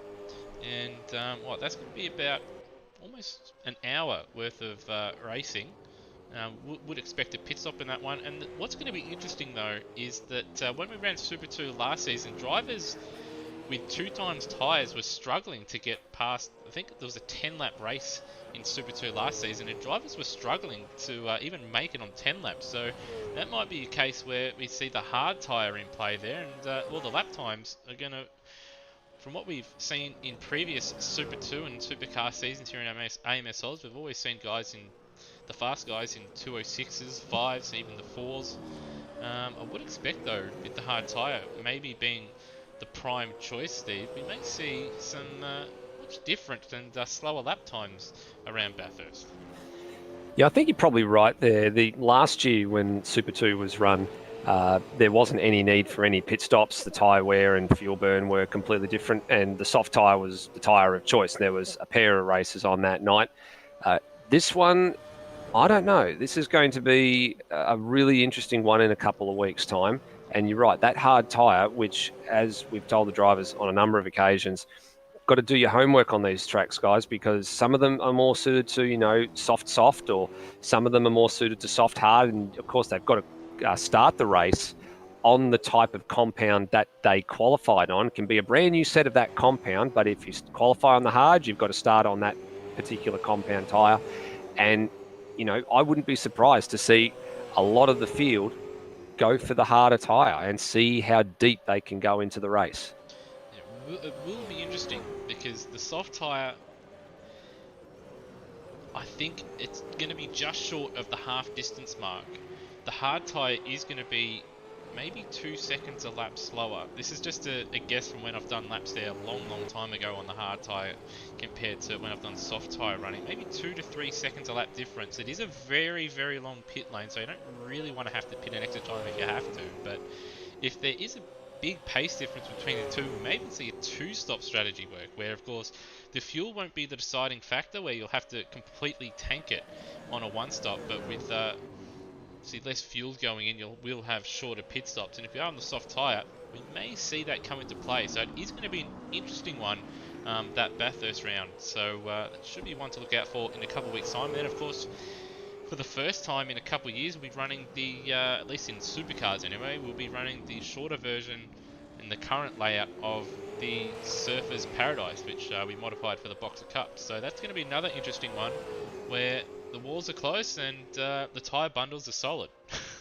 Oh, yeah, you're not wrong there. And I must say, you have done a fantastic job with rebuilding that circuit, especially when we ran it in Boxer Cup. I know the ARW boys borrowed it for a recent round for their series in the Opala stock cars last year, and it held up pretty well. But if we get a turnout like we did tonight, 27 supercars around Surfers Paradise, I'm rubbing my chin, wondering what superlative I can use to put against that one. Well, I think if we were to go and reference any kind of supercar races we've seen before, I think if you go back to when they brought the international drivers over, I think it was 2010, 11, and maybe 12. I think that the first or second year where you had Jacques Villeneuve getting spun around and you just had carnage everywhere, I think that's probably what I'm expecting anyway. Massive grid, a short street circuit with danger lurking around every single corner. Also got some anti-cut curbs there, which have been improved, but are still going to be quite interesting in race trim in a supercar. So yeah, I do expect it to be a bit chaotic, and that might be another one where we may see an unexpected result with someone not taking as many risks and ending up being the last man standing in that one. Yeah, I reckon that one could almost be a war of attrition. I mean, we got 27 guys tonight. We only had 6 qualified non-finishers out of that one. The other 2 guys that didn't finish, Urgent Mishra and Daniel Cox, both did enough laps to be classified where they landed. So 6 official retirements out of 27. Not bad. We get to a place like Surfers Paradise. I expect that number to at least double, but I'm happy to be proven wrong. I mean, you and I our jaws would probably hit the floor if we had anything less than 6 retirements. Yeah, I'm pretty sure it'll be a miracle. I do expect every time I've raced there, whether it be when I've tested with other guys there prior to the boxes or even in the boxes, and it's in qualifying or even 1 or 2 of the races there, I have seen someone at the beach chicane hit the solid tyre bundles there and helicopter across to the other side of the track. I do expect that to happen, but anyway, we'll get this race done and dusted first, and I'll run through the grid for this one. So we've got Cheese on pole position, and he'll be looking for a good getaway. Of course, James May's favourite condiment there. Then we have Braxton Stancliffe alongside the young fella. He'll be hoping for a good start, but they've got Peter Thrower for company and Hans Brunswick as well, right behind them on the second row, looking to grab a win here. Also got Termo in P5, nice and solid. Looking for another solid result. NZ Snipes will be looking for a better run here in race number 2. Certainly looking for a better start. Lockie Burke will be looking to, again, just steer clear of the carnage and work his way through the field and get a top 5. By Mitch, he'll be looking to move up 7 spots instead of 27 in this one.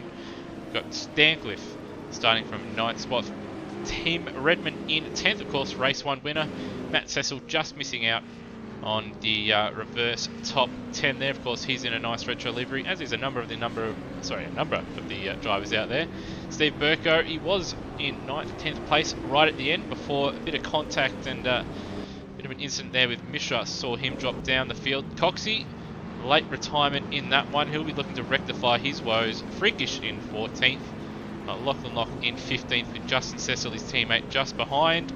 Get used to it, Erebus fans. Then we've got Dane Liccardo in 17th, Taipan in 18th. They'll be looking to rectify a poor race 1, as will Nathan Higginson with his lawn mowing and cut track adventures. So he's been taking lessons from Luke Rosella. There's a bit of a check-up there. Yeah, there's a little bit of close proximity there. And then we have Mishra in 20th. Late retirement, Glenn Miles, Brian Walsh, Pierre Roy. Hopefully he's able to last this one, both internet and the car. Mike Coulson will be hoping not to send some of his engine parts off to Dandenong and Springvale. He starts 24th. Darren Kemp, he'll be hopefully able to pick his way through the field like he did in race 1 before having his own car fail on him. Cracker in 26th, and then Avenger Ben coming back for race number 2 here in a spot where pretty much every Lucas Dumbrell car started in the real life season there at the back of the field. But now we just wait, Steve, for everyone to form up, and well, this is going to be a very intriguing race. Yeah, it sure is. I'm just looking to see there's a couple of guys maybe doing a couple of late burnouts. There was Pierre Roy off to the right. A couple of guys already thinking about how they're going to launch off the line. Higginson angled into the middle of the track. So too Liccardo.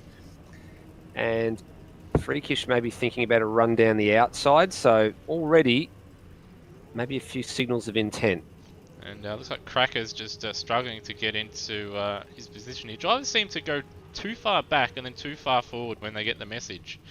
that they're out of position. Sometimes it's just a small, even half a metre if that move. Yep.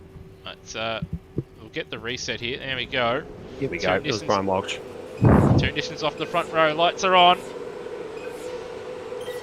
Away we go. Looks like a solid start for Hans there, as well as the Team 18 car as well. 3 wide into turn 1. Will Hans lead them away? Braxton deep on the brakes, as is Cheese. Big dive from Peter Thrower as well.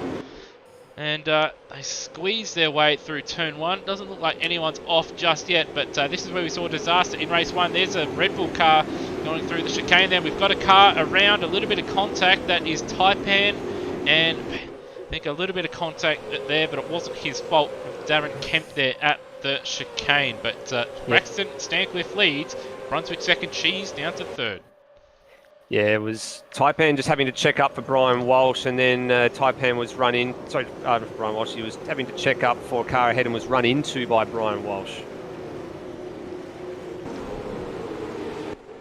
And a little bit wide there, Cheese there, and he's balked the other Nissans, and that's going to allow Scott Stancliffe to make a move on a couple runners here. He's going to make a big dive on Lime Mitch. Lime Mitch making another dive at the penultimate corner there, and got Redmond also. So a bit of door banging. British touring car style through the final couple corners between Lime Mitch, Scott Stancliffe and Tim Redmond, and that's allowing the front two to get away. This is the important part of the race for both Braxton and Hans here. If they can race cleanly and not hold each other up, they could set themselves up for a nice result here. But Hans, the faster of the two, he'll be wanting to get himself into the lead and drive off into the sunset. Probably a little bit of Ricky Bobby and Talladega Nights in there with a bit of Rubbins racing and stuff as well, all the way through, NASCAR style, through the last couple of corners. The one that I'm going to be interested in here is to see how Cheese fares up against his countryman Scott Stancliffe, because Stancliffe has got Redmond and Lime Mitch boxing on for all it's worth behind, and here they go. That is balls to the walls kind of racing there. I think that's Thrower cutting over the grass. Late dive by Mitchens, too deep. He's almost murdered Scott there. Scott, I think, just saw him coming at the end and just held his turn in. That was, we'll cut it a replay. That would have been a big crash, that one. And the rejoin was very, very quick as well. And I mean, he came on parallel to the track, but there was cars occupying that bit of racetrack as well. So Lime Mitch has managed to slot back into 8th place, just ahead of Burko. Cecil and that's cost him a few. You got Cecil and Liccardo duking it out as well. So it's all happening here again in the opening stages. Also had Cheese close up to the back a little bit of Brunswick as Cecil holds on around the outside at turn 1. Does he? Yes, he does. The inside for 2. Liccardo's going to try the long way. He'll have the advantage through Paul. And then behind them, Coxie was looking at Lachlan Burke as well, thinking about the same move, but nothing there. Oh, free kick! Yeah, just a little bit too eager on the loud pedal, and he's going to have to wait as Walshy runs wide into the time bundles, and it's a bit of a mess down there. That's freakish, unfortunately, to the back, and then into the opposite fence, and wow! Somehow, I think that's Miles down there avoiding him. Well, as we see Stancliffe making a move on Cheese, who ran wide there. And Hans at the moment just playing a patient game here, but I think he'll want to get a move on here. Going to have to pull the trigger because the Kiwis are through on their countrymen. So Stancliffe through. Redmond's going to have the high ground here when they get to turn 1. NZ Snob's a bit too far back to make it count on his good mate and co-driving partner from last year's 500. But you're right, Hans needs to pull the trigger, and here he goes at 1. And does he pull it up? No, he isn't able to quite pull it up. Braxton able to brake a bit later. And he's only going to get a little bit more and more impatient as the group of cars behind start to slowly swallow that gap up. Now, does he get a good enough run out of turn 4? I think he does here. Will have the toe. Maybe he'll just try and fox Braxton into a mistake. In fact, he's going to pull it out here. Now, will they pull it up? On the limiter. He's having a dip. Does he pull it up? They both pull it up. There's a good move from Hans. Now he's just got to pull it up at Dandenong Road. Job done. And he's done it. He did struggle in race 1 with that, but he got the job done. Also got Stancliffe and Redmond duking out down there as well. And Snipes as well, the 2 Nissans. Yep, Snipes about to have a go at Cheese around the outside, and Cheese says, no, you're not coming through here. You might be my mate, but I'm going to make you earn this one. Burko and Turmo also duking it out. Yep, and Burko's gone a long way round. and makes it stick. It's a nice move. That's a really solid move. And now we've got Snipes making a move here, just a little bit further up the road on Poor Cheese. He's done a good job keeping it nice and clean, but just doesn't quite have that pace. But he has put himself in a solid position. Now that move for Snipes is critical. He needs to try and get onto the back of Redmond and Stancliffe here, because Hans Brunswick has just dropped Braxton Stancliffe, so he's got a little bit of margin, and he's now going to be hoping that the younger of the two Stancliffes is going to be a little bit of a cork in the champagne bottle for him, buy him a little bit of breathing room by the time they get to where the pit stops are going to start to play out.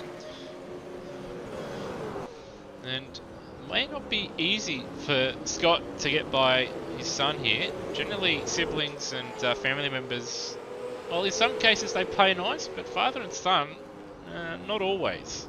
Especially when the son is quite young as well. So Braxton might not make it easy for his old man here.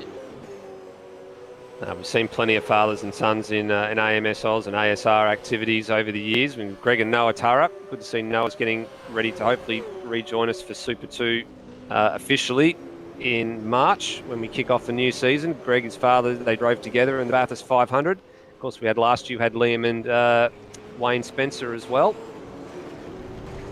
And now we've got the Stancliffes. Oh, this is going to be awkward. It's freakish there.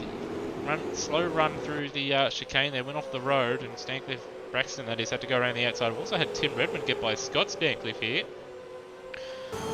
But Scott looking to make a move here to turn 6. No, he's going to back out of it and just bide his time here. Still early on in this one. Oh no, Stancliffe's gone. That's a big crash. Freakish is in as well. Too. That is a big hit. If you get it wrong at turn 6, that is the result.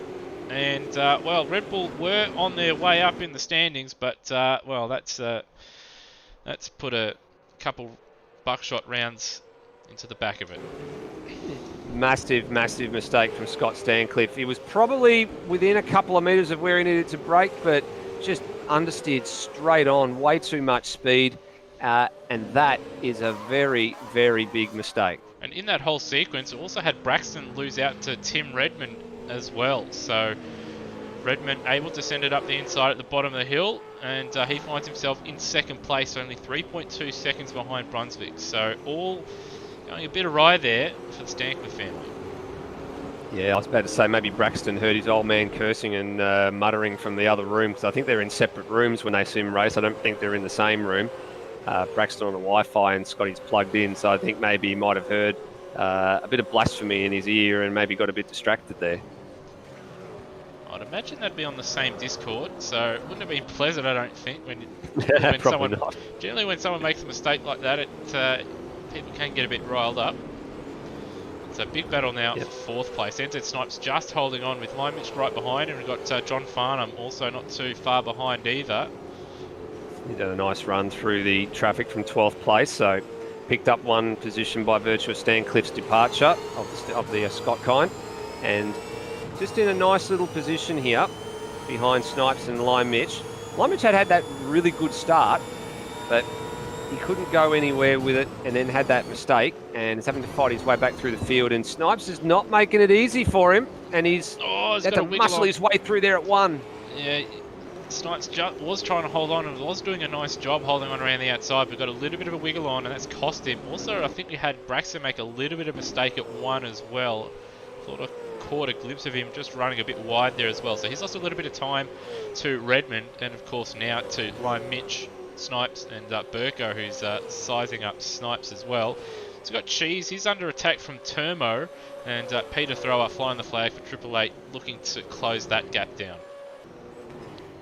And we're just having a look through the field now just to see there's a lot of little battle groups that have just started to spring up. There's all the way down to, 19th, 20th, 21st place. There's a couple of groups of cars that are, fighting away there. And, the next part that we keep saying will be what happens with all the pit strategy, who undercuts who overcuts who, and also about what happens at the front, what happens with Redmond and Hans. Now, this gap is stable.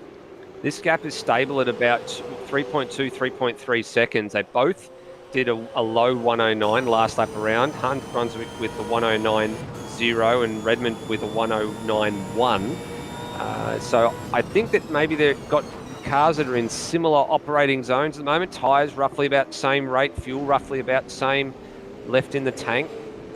And this next phase, if Hans can keep this gap and keep Tim Redmond at this sort of distance away from him, he's in a very good position when it comes to the pit stops. Yeah, he's got strategy options open to him being 3.5 seconds ahead here, and he looks to me like he's got a car underneath him that's just as quick as Redmond's here. Pretty well matched through Sector 2. Sector 1, Hans has the advantage by about 0.2 of a second. So Hans has found 0.2 on this lap and extended the margin.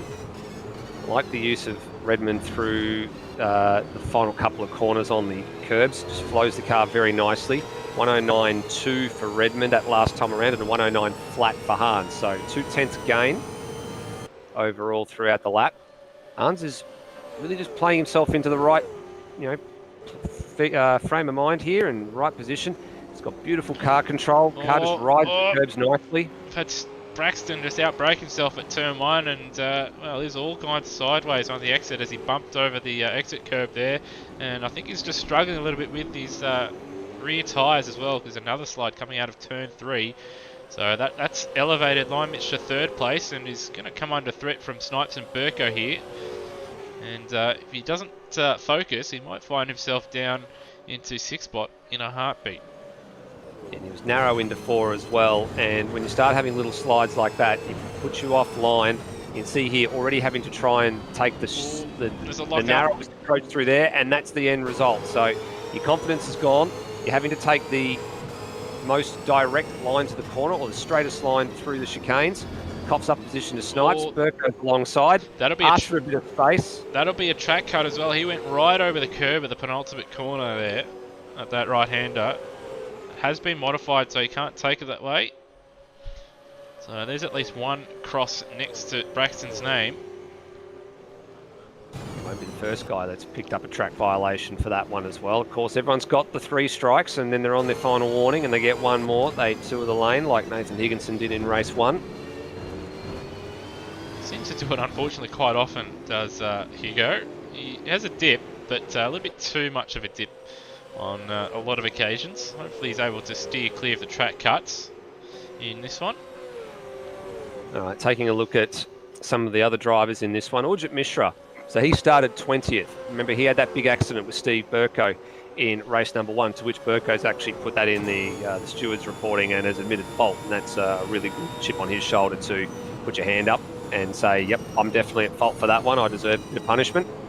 And Mishra has put all that behind him, playing himself into a nice top 10 finish here, in behind Lockie Burke, who's down a couple of spots from where he started. Dane Liccardo up 7 spots. He's in the 10.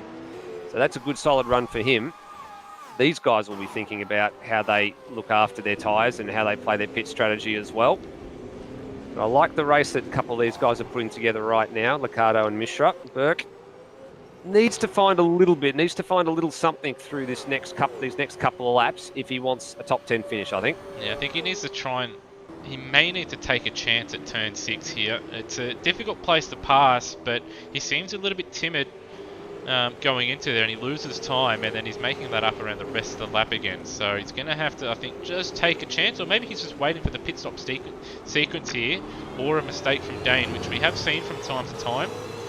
But at the moment, just pressuring Dane, but he's going to have to do a little bit more here because Mishra has closed up on them, and he's also looking to make a move. So maybe these guys at this point just biding their time, but we should see those guys probably battle a little bit harder in the coming laps, I'd imagine. But a little bit further up the road, we've also got Cheese holding off Thrower and Turmo. And in fact, I think Liccardo, Burke and Mishra, that little battle pack is slowly catching on to the back one as well. So we're going to have a bit of a cheese train going on, I think, in a few laps' time.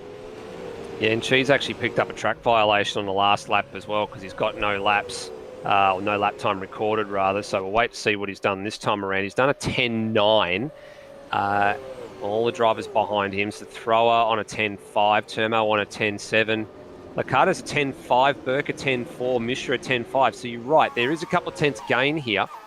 And depending on how these guys elect to split their pit strategy, there might be not only a few changes between each of the drivers in these two groups of three, but maybe one of the drivers from the rear group of three might find themselves at the head of this little train. Yeah, so I'm seeing it's like Cheese's pit crew are getting ready. Now, if I was one of these guys in a battle pack, say Mishra, Burke, Turmo, Thrower, and so, was Thrower a little bit wide there, caught out behind Cheese, or even Burko who's stuck behind Braxton. We were saying in the break that it would be a good time to maybe try and undercut. Now's the time, I think. These guys are definitely being held up by the cars in front, but they're all staying out. So, in the end, they're going to cost themselves a little bit of time here by staying out behind some of the Cheese in. And Turmo. So they're the ones taking a bit of a chance here. Cheese, normally it's the guy behind that comes in early, but Cheese getting ahead of him here. Also seeing Mishra making a move on Lockie Burke, and they're ahead of Liccardo. So something's happened down here. Looks like Liccardo has outbroke himself and made a meal of it down at Dandenong Road. And of course, we've got Mishra now ahead of Burke. So he got the move done into turn number 1. The other man who's come in the pit stop sequence is Taipan, so he's in too, but he had that incident at the beginning of this race as well. So he's well down the field. He was 20th when he comes in, and a couple other drivers, I think, just going past him in Brian Walsh, Lockie Lock. He's going to come out ahead of Matt Cecil by an easy margin, and he's going to stay on the lead lap here. Now, race leaders are coming in. Lime Mitch, though, staying out. Did see him go a lap or two longer than the leaders last time around, but looks like everybody else coming. I'm surprised Burko actually, in fact, he gave at least it looked like he gave Braxton a little bit of a helping hand there coming into the pits. I'm surprised Burko didn't just do the opposite of what Braxton did there, because he did look like he was faster and being held up. Also seeing Matt Cecil go around again. Hans Brunswick is on the move, and he's going to come out behind Nathan Higginson here. Now, I'm wondering what the time gain is for Tim Redmond, because Hans had held him at about that 3.2, 3.3 second gap for the entirety of that first half of the race. So he'd done a really good job. He did everything he needed to do there. Has Redmond made a gain in terms of time through the pit stops or not? We'll get a read as they get to the first sector split, and the deficit back to is 3.3, so it stayed where it was. So Redmond hasn't been able to make a gain through the stops, and he's going to have to do it on track now.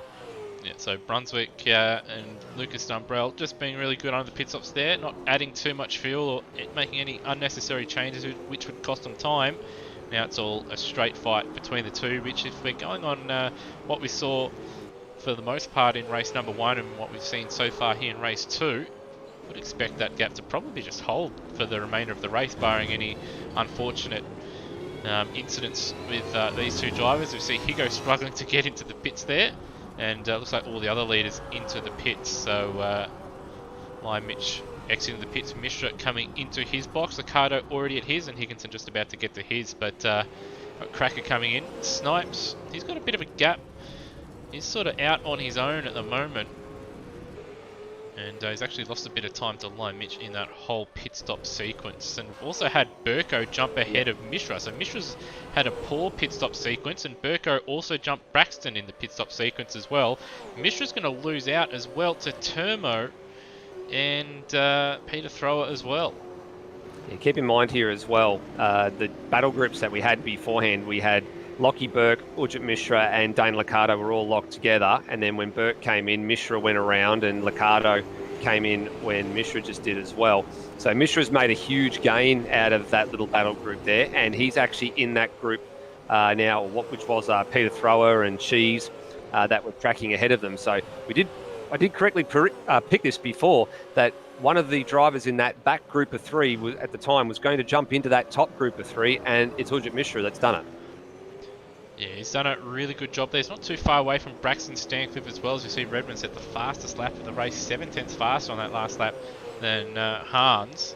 Oh, that's a mile too. Yeah, he's turning up the wick. Purple sectors in 1 and 3, and his middle sector was a 15.1.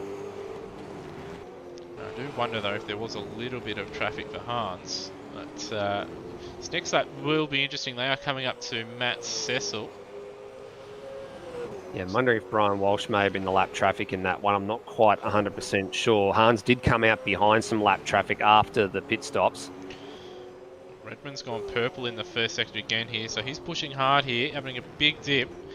But there's still a fair way to go in this race, so you are going to want to have tyres at the back end of the race. And what I've been told throughout the week, Hunt isn't going to make it easy for anyone in this round. So Tim Redmond, be warned, he may be quicker than him at the moment on the circuit, but as we saw in race 1, Hans isn't going to make it easy for anyone to get by, especially if there's going to be a win on the line here. Hansen 8.9, so he stepped up a little bit, but Redmond, ever the metronome, he goes just 5,000ths of a second faster, and another fastest lap of the race, but mega consistency straight out of the pits. Oh yeah, and yeah, he's decided he wants to put the intimidation factor on here, just to clamp screws down a bit. Gap now down to 1.7 seconds, so it's just slightly over half of what it was 2 laps ago. What's his time through Sector 1 this time? It's, no, it's not another purple, it's 26.2, so it's about 2/10 off he was, about 10th quicker than Hans, so a little bit more time taken out. Hans matches Redmond through Sector 2. So he gets good drive off of the final corner. Oh, that's a big leap dip over the curb there. That's dip. a massive leap over the curb. So I'm surprised he's able to actually pull that up. Tim Redmond, I'm surprised it actually gave him a sector time.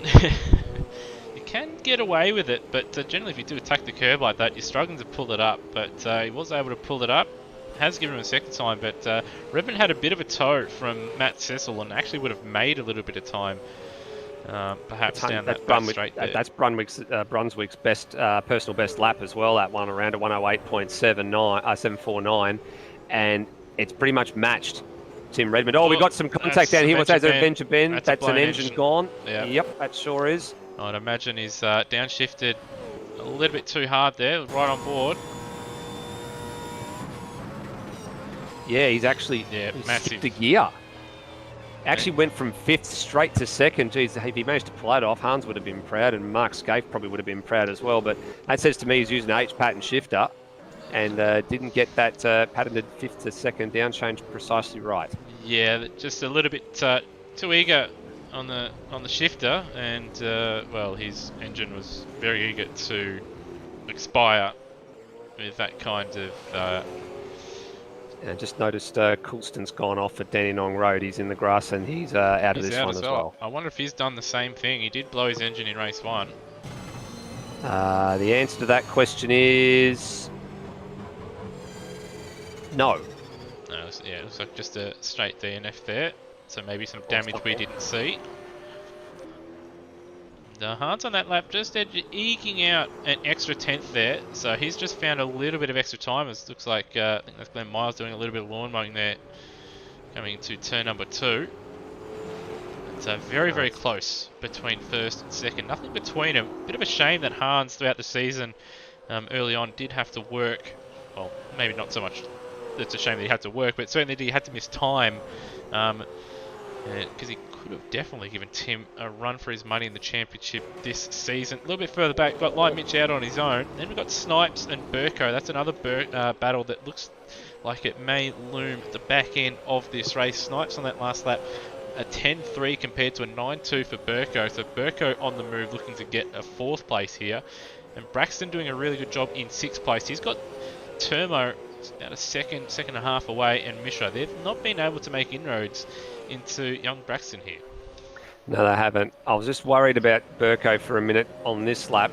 He came through turn 3, car sat up on the ripple strip, basically straddled it, and he ended up giving the fence on the outside of 3 a nice rub in his pursuit of Snipes. But that being said, he was a good decided chunk quicker last time around, actually it was a full second quicker than NZ Snipes. 9.5 this time around from Burko to Snipes is 9.6. So that little moment at 3 probably cost him a little bit of positional gain on Snipes in terms of being on track. But he's still got 8 laps to work with here. Yeah, just cutting to a replay. Liccardo getting by Cheese down into turn 6 with a nice move. And now Cheese looking to fend off Burke into turn 1 here, and he's able to just get on the brakes a little bit later. and hold on around the outside. So Liccardo now into, or just in the top 10.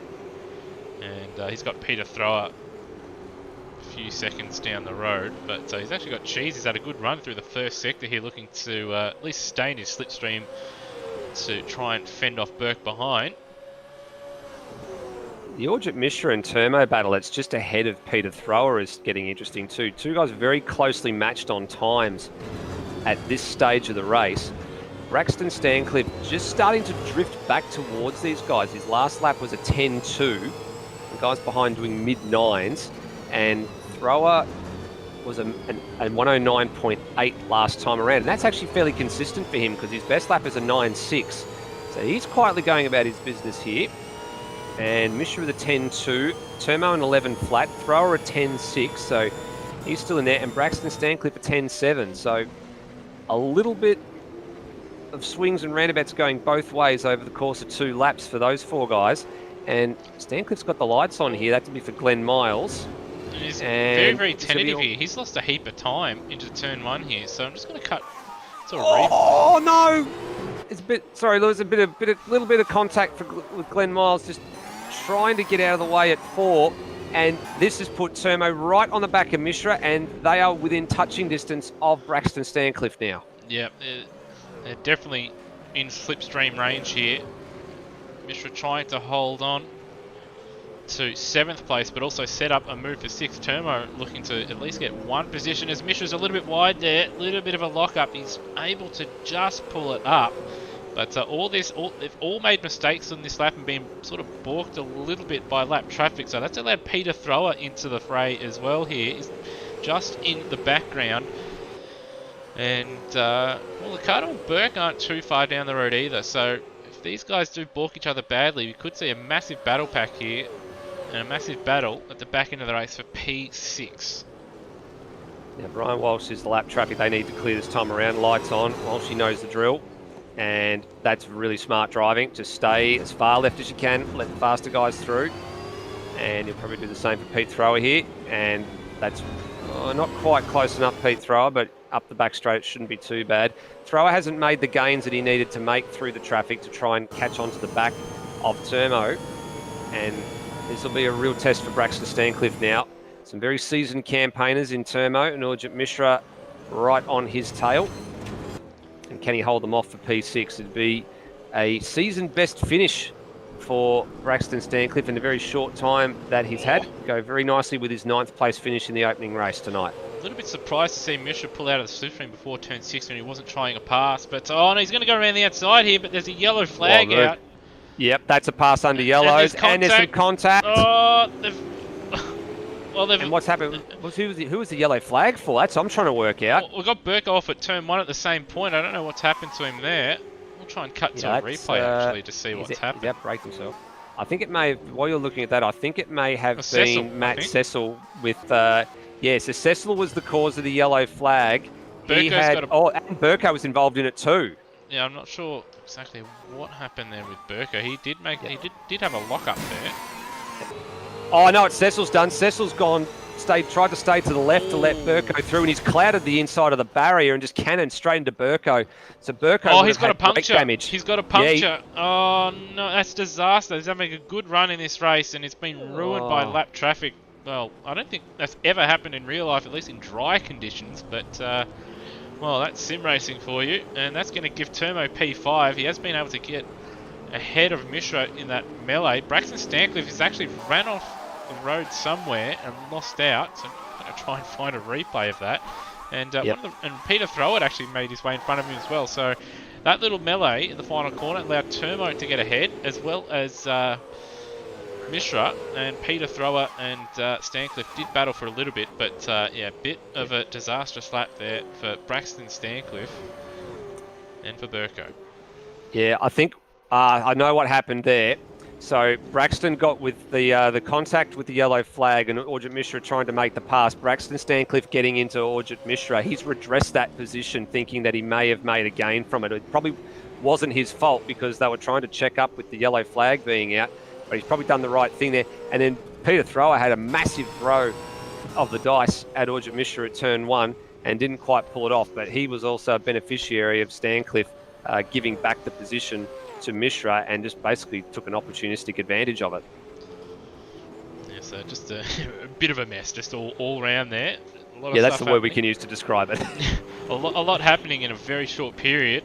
Cutting back to the battle for the lead, though, Redmond has slowly caught back up to Brunswick here.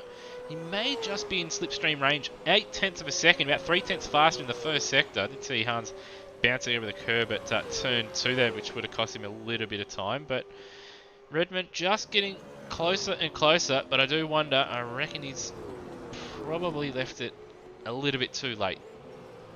He's got this lap and he's got 2 more to make his move. The part that he's strongest at is the first sector. That's where he's been making the purple sector times. He's pretty well matched with Brunswick through sector 2. Of course, the second sector is basically a drag strip. Oh, I've got a big crash, a helicopter. That is Crack up. That's down at turn 6. Yep, he's gone helicoptering through the air. We did see an incident like that in race number 1, and we also saw Stancliffe do the same thing. Yeah, just coming too hot. That is Todd Hazelwood all over again.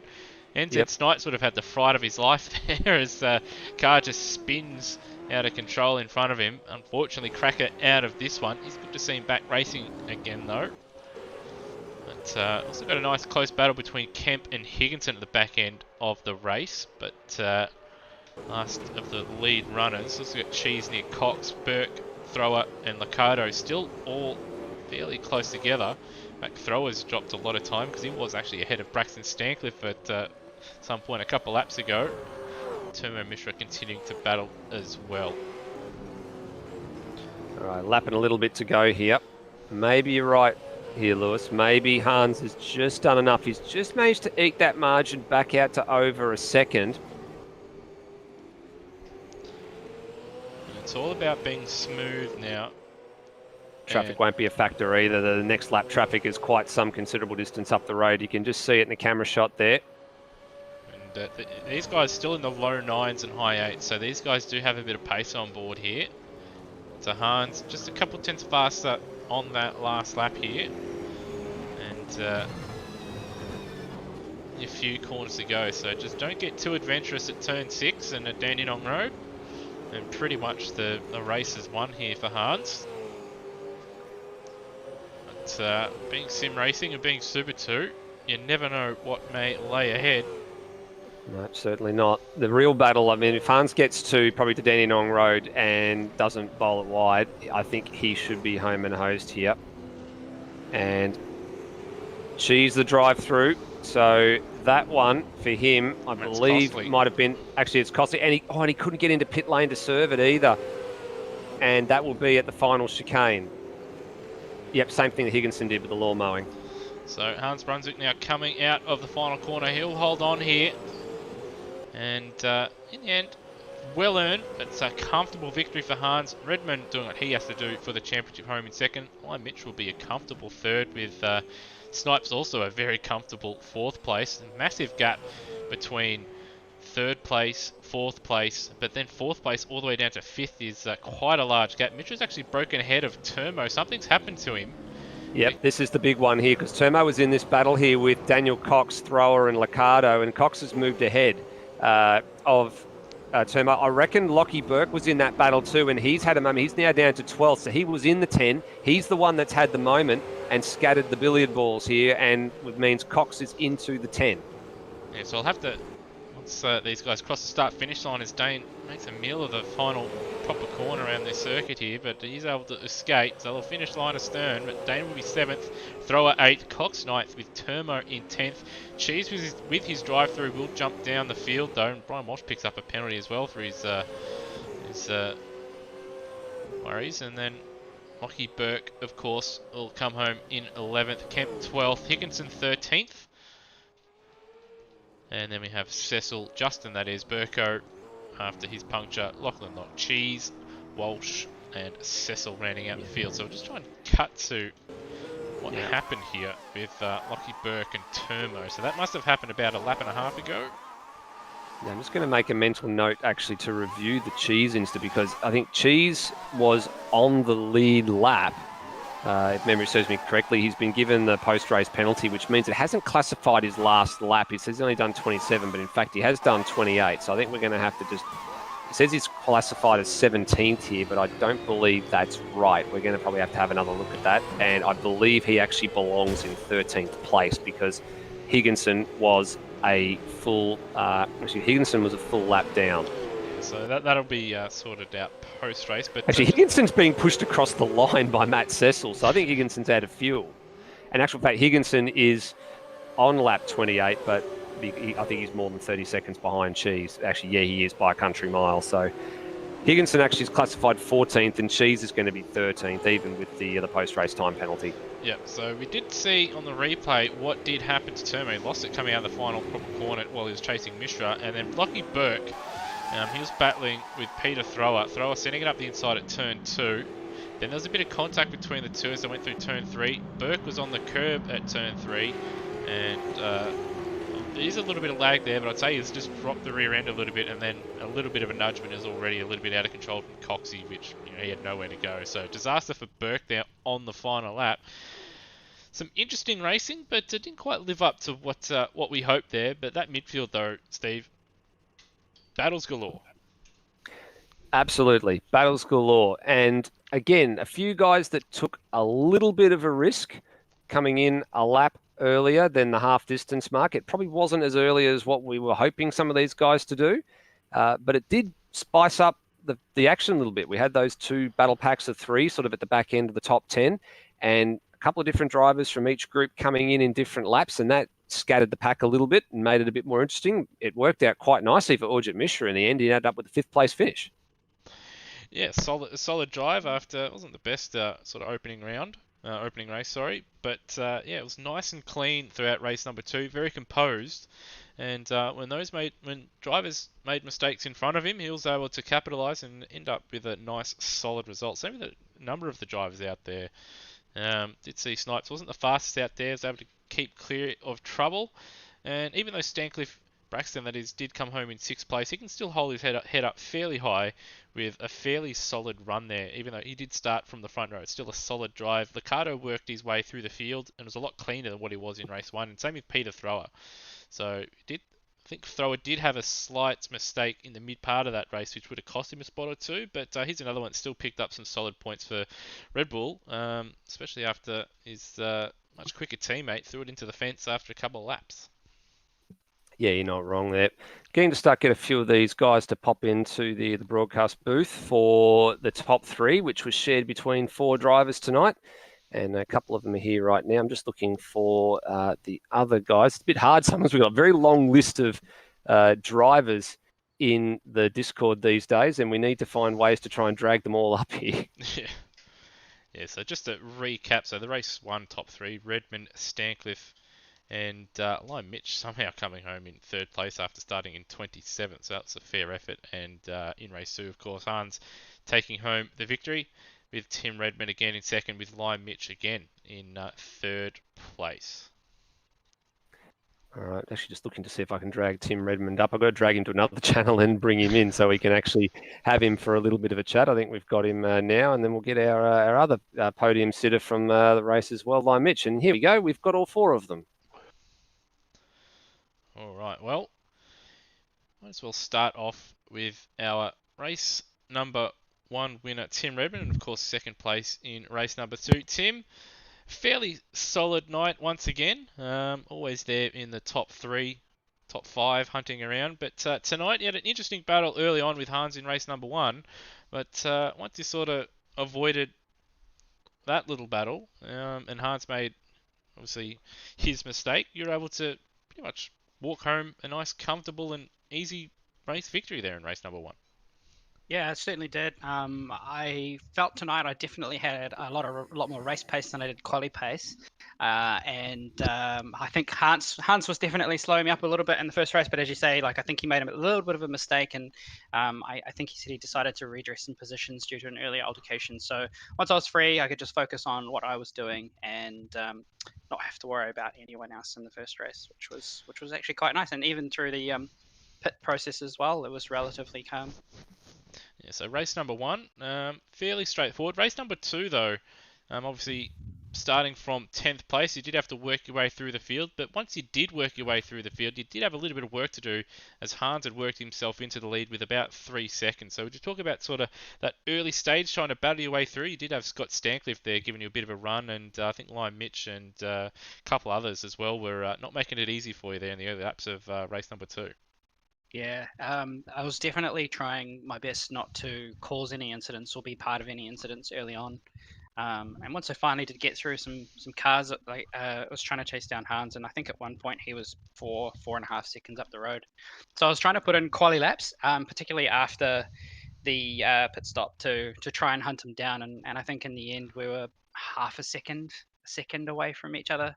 So maybe a couple more laps, I might have done the work, but not to be today. Hans had a really good drive, so well done to him. Either way, though, still fantastic results, first and second, and well, comfortably ahead in the championship as well. Well done. Thank you. All right, well, might as well jump over to Scott Stancliffe, who had an eventful evening. Scott, race number 1, bit of biff and barge early on, but you're able to recover quite nicely and finish home in second place. Yeah, no, it was good. Managed to get on a start on the front row of the grid, which is always good. I thought the likes of Tim and Hans would have pipped me there, but I managed to string a lap together. So yeah, no, it was good, and we were all having a battle up the front, and there was a bit of a altercation. Hans readdressed later on during the race, so just play on. I just had my work cut out for me. I kept my head down, and yeah, just kept looking forward and trying to match my lap times that I sort of set myself to at least get back up into, a podium. And then when I managed to, I think it was Lachlan Burke at the time, jump him in the pit stops, I just carried on. So from there, really, and just managed to get back to Lime. So yeah, no, that was good. And then yeah, race 2, not so good. Yeah, race 2. Obviously trying to work your way through the field early on in that one. Was it just a case of just coming in a little bit too hard, braking a little bit too late, and just hitting that awkward bump there, or was it just a case of you just missing your turn in there? Because it is easy to do, but there's a couple of ways you could do it. Yeah, more just a mind lapse. I was also trying to coach Braxton through battling with Hans and not really concentrating on myself, and just misjudged the braking zone. My own fault there. I was just focusing on other people when I should have probably been focusing on my own race. But it is what it is. Good to see the young fella get a decent result. So yeah, bit of a shame. Obviously, would have been interesting to see you three guys, both yourself, Tim and Hans, go at it in race number 2. But at least you saw the young man pull in a solid result there in race number 2. Anyway, best of luck at Bathurst in a couple of weeks' time and for the rest of the season. thank you. Cheers, guys. All right, well, he's earned it tonight, picking up a victory in race number 2. So we'll cut over to Hans. Another one that had a fairly eventful evening tonight. Race number 1, we did see you work your way to the front there.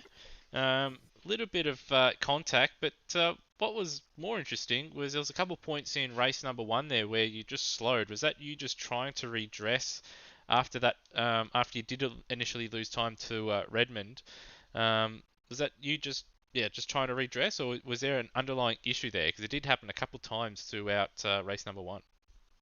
Yeah, I mean, in race 1, we were having a really good battle, and it would have been good. Definitely a result went begging for me there, and especially starting up the front with Scott and Tim would have been really good. Would have been nice to get a result. Even third would have been good, but yeah, unfortunately not to be. I don't know what it is. Whenever Scott and I make contact, he ends up, coming worse off, and he gets damage from it, and I don't. So I didn't get any damage from it. And then, I was just, discussing with all the people in the chat. I'm like, oh, should I redress? Should I not redress? And I just lost concentration and, ended up being really slow in front of Tim. And I'm just like, I've got no idea what I'm doing here. You can adjust anti-roll bars on the fly, but thinking about, all the permutations of penalties, it's quite difficult. And then, it got to me, made a mistake down at Dandenong Road. And I just decided at that point, well, we should redress, because I was just overthinking it, and I'm just like, you know what, next lap round, I'll just pull over on the main straight and it'll be all right. But not to be. So, arguing with myself in my head, arguing with everyone in the chat, and deciding that eventually I should redress. So that's good. I mean, it would be nice to just not have an incident for once. It would be good. Well, unfortunately, racing happens. Everybody makes mistakes, and there is contact. But it is good to see, even though that there was contact, you were able to redress, and it's good to see sportsmanship out there and redressing the position later on. But we'll move on to race number 2 for you. Obviously, starting a little bit further ahead than what I guess you'd consider your main rivals for a race victory. You still had to earn it as you're stuck behind Braxton for quite a number of laps in the early portion of that race. Yeah, Braxton was quite racy. He was actually had a lot more pace than I thought. So it turned out that I'm sure you saw it on the stream when I tried to have a dive up the inside at turn 6. It was just he backed himself and he stayed around the outside, so that was pretty impressive. But yeah, it was quite racy. He made a couple of mistakes and I ended up getting a pretty good run on him. So yeah, I was able to get past him. I think it was at turn 6 as well. So I'll have to. I'll have a look at that and see if I can learn to pass for once, because I'm pretty hopeless at it apparently. So yeah, but no, it was a good race. I was sweating a little bit towards the end because I think as the race went on and as the tyres wore off, Tim's setup was a bit more balanced in the later part of the stage, whereas mine was I had to make hay while the sun shined in the first few laps, and as the tyres got up to pressure, I just had to pull out quali laps. But I think I'm being too verbose, if you know what I mean. But the thing is, it's funny because in the first and the middle sector was quite good, but the third sector wasn't quite good. So that's where I was losing all the time to Redmond. But no, it's nice to get a win. And if we started all on a level playing field, I'll probably be a fair way back. But no, it's good to get a win. Well, you'll certainly take it after a bit of a disastrous race number 1. You've been up and down this season, but you've shown, some fantastic, racecraft. And in the end, you did have to earn your stripes and the race win. You might not have been happy with how it sort of, your car just fell away towards the back end of the stint. That said, though, you were just a little bit quicker on these last couple laps of the race. So maybe it's not all doom and gloom with regard to that setup. That being said, though, Hans, well done on a race win in race number 2, and best of luck at Bathurst in the rest of the season. Yeah, thanks very much. All right, well, we'll jump now to the final man on the podium. So, like Mitch, third in both races, but done in vastly different circumstances. Mitch, race number 1 after a penalty from the last round. Safe to say you had your work cut out to get onto the podium, but you put on a show and you're able to sneak home somehow in third, jumping up 24 spots in the race. Tell us, particularly the opening couple of laps, how you managed to do it. Yeah, those opening laps were probably the most wild race I've ever been in. Just avoiding crashes almost every turn, so that was basically the key to it. Try and stay out of harm's way, and yeah, after that I had pretty good pace. I think I was kind of matching the top 4 or 5 guys, and I slowly worked my way up through the field. Had a good pit stop as well, so yeah, that brought me even closer to the front. That's it, and then you're able to obviously work your way towards and sneak onto the podium. Race number 2, though, a lot more quieter for you.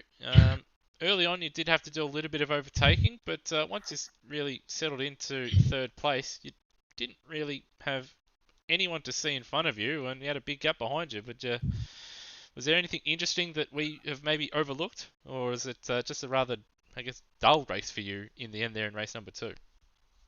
It was just a dumb mistake into turn 9. Just saw me lock up and go wide, and put me back a few places. So that kind of ended my race there.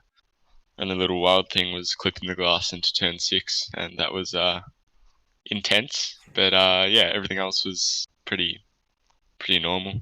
Nothing too exciting. Well done, Mitch. 2 third places done in vastly different ways, and again showing your quality in this Super 2 field. So well done on your 2 third places. Best of luck at Bathurst and the rest of the season, of course. Thank you. All right, well that just about does it for this evening, but we'll just run through the coming schedule, of course.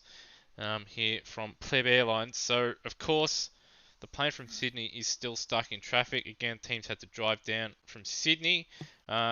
Series will be heading to Bathurst in a couple of weeks' time. There will be a 1-week break. That will certainly be an interesting round, that one, with regards to strategy, tyre choice, and indeed, of course, the racing and the walls. And then Gold Coast, and speaking of walls, I do expect, and even as we mentioned earlier on in the stream, Steve, that one's going to be, I'd say, almost a wreck fest. With 27, if we do get 27, even 20, anywhere in the 20s, 20 cars, it's going to be a very, very busy time for these drivers. Yeah, I think we need to remind Rhodey when he gets back from his trip to Winton to go and order us some of that rhodium alcohol, because I think we're going to need it when it comes to the Gold Coast. I think we're going to be all due for more than one stiff drink. And I think it'll be a whole bottle if the whole field can actually behave themselves. I cringe at the thought of, supercars bouncing off walls around the Gold Coast, but it is what it is. The big one, I think, is in 2 weeks' time, Bathurst. Double points because it's only one race, not the 2-race format where you get 150 points for the race win. This one is 300. It's the full kit and caboodle. So it's a very, very important race for a lot of people, not just because it's Bathurst, but because of how this championship is shaping up. It could really swing some people's fortunes. Yeah, so the next couple rounds, let's say, don't wish ill upon anyone, but the championship could turn. Like if Redmond, say, picked up a DNF and we did see, one of those top 3 guys behind him, pick up a win and, maybe a DNF at Gold Coast as well, or a poor running, I mean, the championship could still be on. So you just never know. And, of course, we do have Pukekohe after that, which I guess is sort of a bit of not really an anniversary, but it's certainly... it was the first of the really, really big Super 2 rounds that we had last year. And of course, there being a number of Kiwis in the group, you could say it's almost like the birthplace of the Super 2 series, even though it did start earlier on in the year. But that's where we did see pretty much 75%, if not about 85% of the current field leather show up last year. So that should be a good throwback. And we should see some good racing around that short little circuit as well. Yeah, you're not wrong. It was a lot earlier in the calendar last year. Pukekohe, I think it was round 4 of the championship. And it was where the influx, I guess, started to happen, and then the numbers just continued to get bigger and bigger and bigger from there.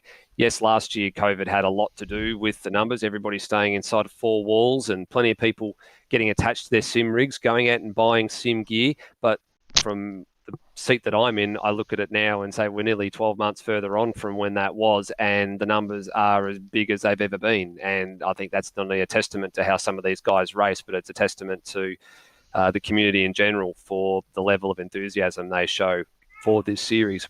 Coming back to the point situation, having just crunched a couple of the numbers, talking about things like Tim Redmond, like if he was to pick up a DNF here or there, or have a bad round. At the moment, he is a full race round clear at the top of the standings. So after tonight, he is 321 points clear.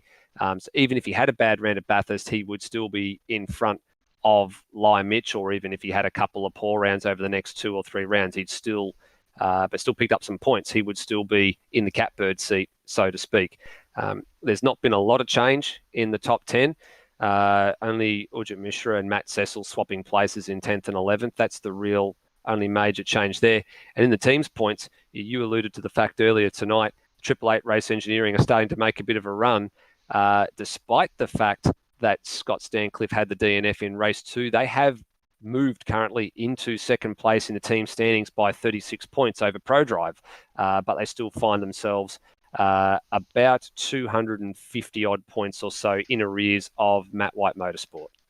Yeah, so all those front-running teams there, now that you mention it, in race number 1, we saw Kemp and Lai Mitch both in 5th and 6th positions before Kemp. Can't remember how off the top of my head here, but he went off the road and DNF'd in that one, or went down the field. Also saw Cox, he was running well in race number 1 in that one as well, in the top 6, and ended up also DNFing on the last lap, but classified 15th in game. or 13th in game. So that cost them more points. So Pro Drive lost points. We had Matt White lose points with Kempy there, and then of course we had Stancliffe, who was going to pick up some good points at Red Bull with Peter Thrower having a nice run in race 2 there. That DNF costing Red Bull quite dearly. That may cost them in the team standings when it's all said and done there. Yeah, you're spot on there. So that could be costly, but it's still a long way to play out. And it mentioned Peter Thrower there too. One of the drivers that we said at the start of the night has had a few inconsistent rounds over the course of the season. His last 2 rounds have been pretty good. He's had 3 8th place finishes and a 6th. So 2 8ths tonight and an 8th and a 6th at the last round. And that backed on from a 17th and a 19th at Queensland, and some of those other circuits were a little bit up and down. So maybe he's just started to find his feet a little bit. Doesn't qualify all that well, but I think his racecraft at circuits like SMP and Sandown have started to, tend more to the style of driving that he wants to exhibit. Maybe Bathurst will be the same. I'm not quite sure. We'll find out in 2 weeks. We certainly will. That's a nice little segue. So we'll now head off. Of course, there will be a 2-week break, so there won't be any racing next Friday night, at least on this channel. I'd like to thank Steve for jumping into the commentary box with Brendan Ross and Luke Rosella being busy this evening. Always a pleasure. And obviously, also thanks for helping run the servers and help the drivers out as well. So from myself, Lewis Wedding, and from Steve DeVries, hope you've enjoyed tonight's broadcast of the AMSOZ/ASR Super 2 Summer Series, and you'll catch this channel in 2 weeks for the big one, or the mini big one, the Bathurst event. See you then.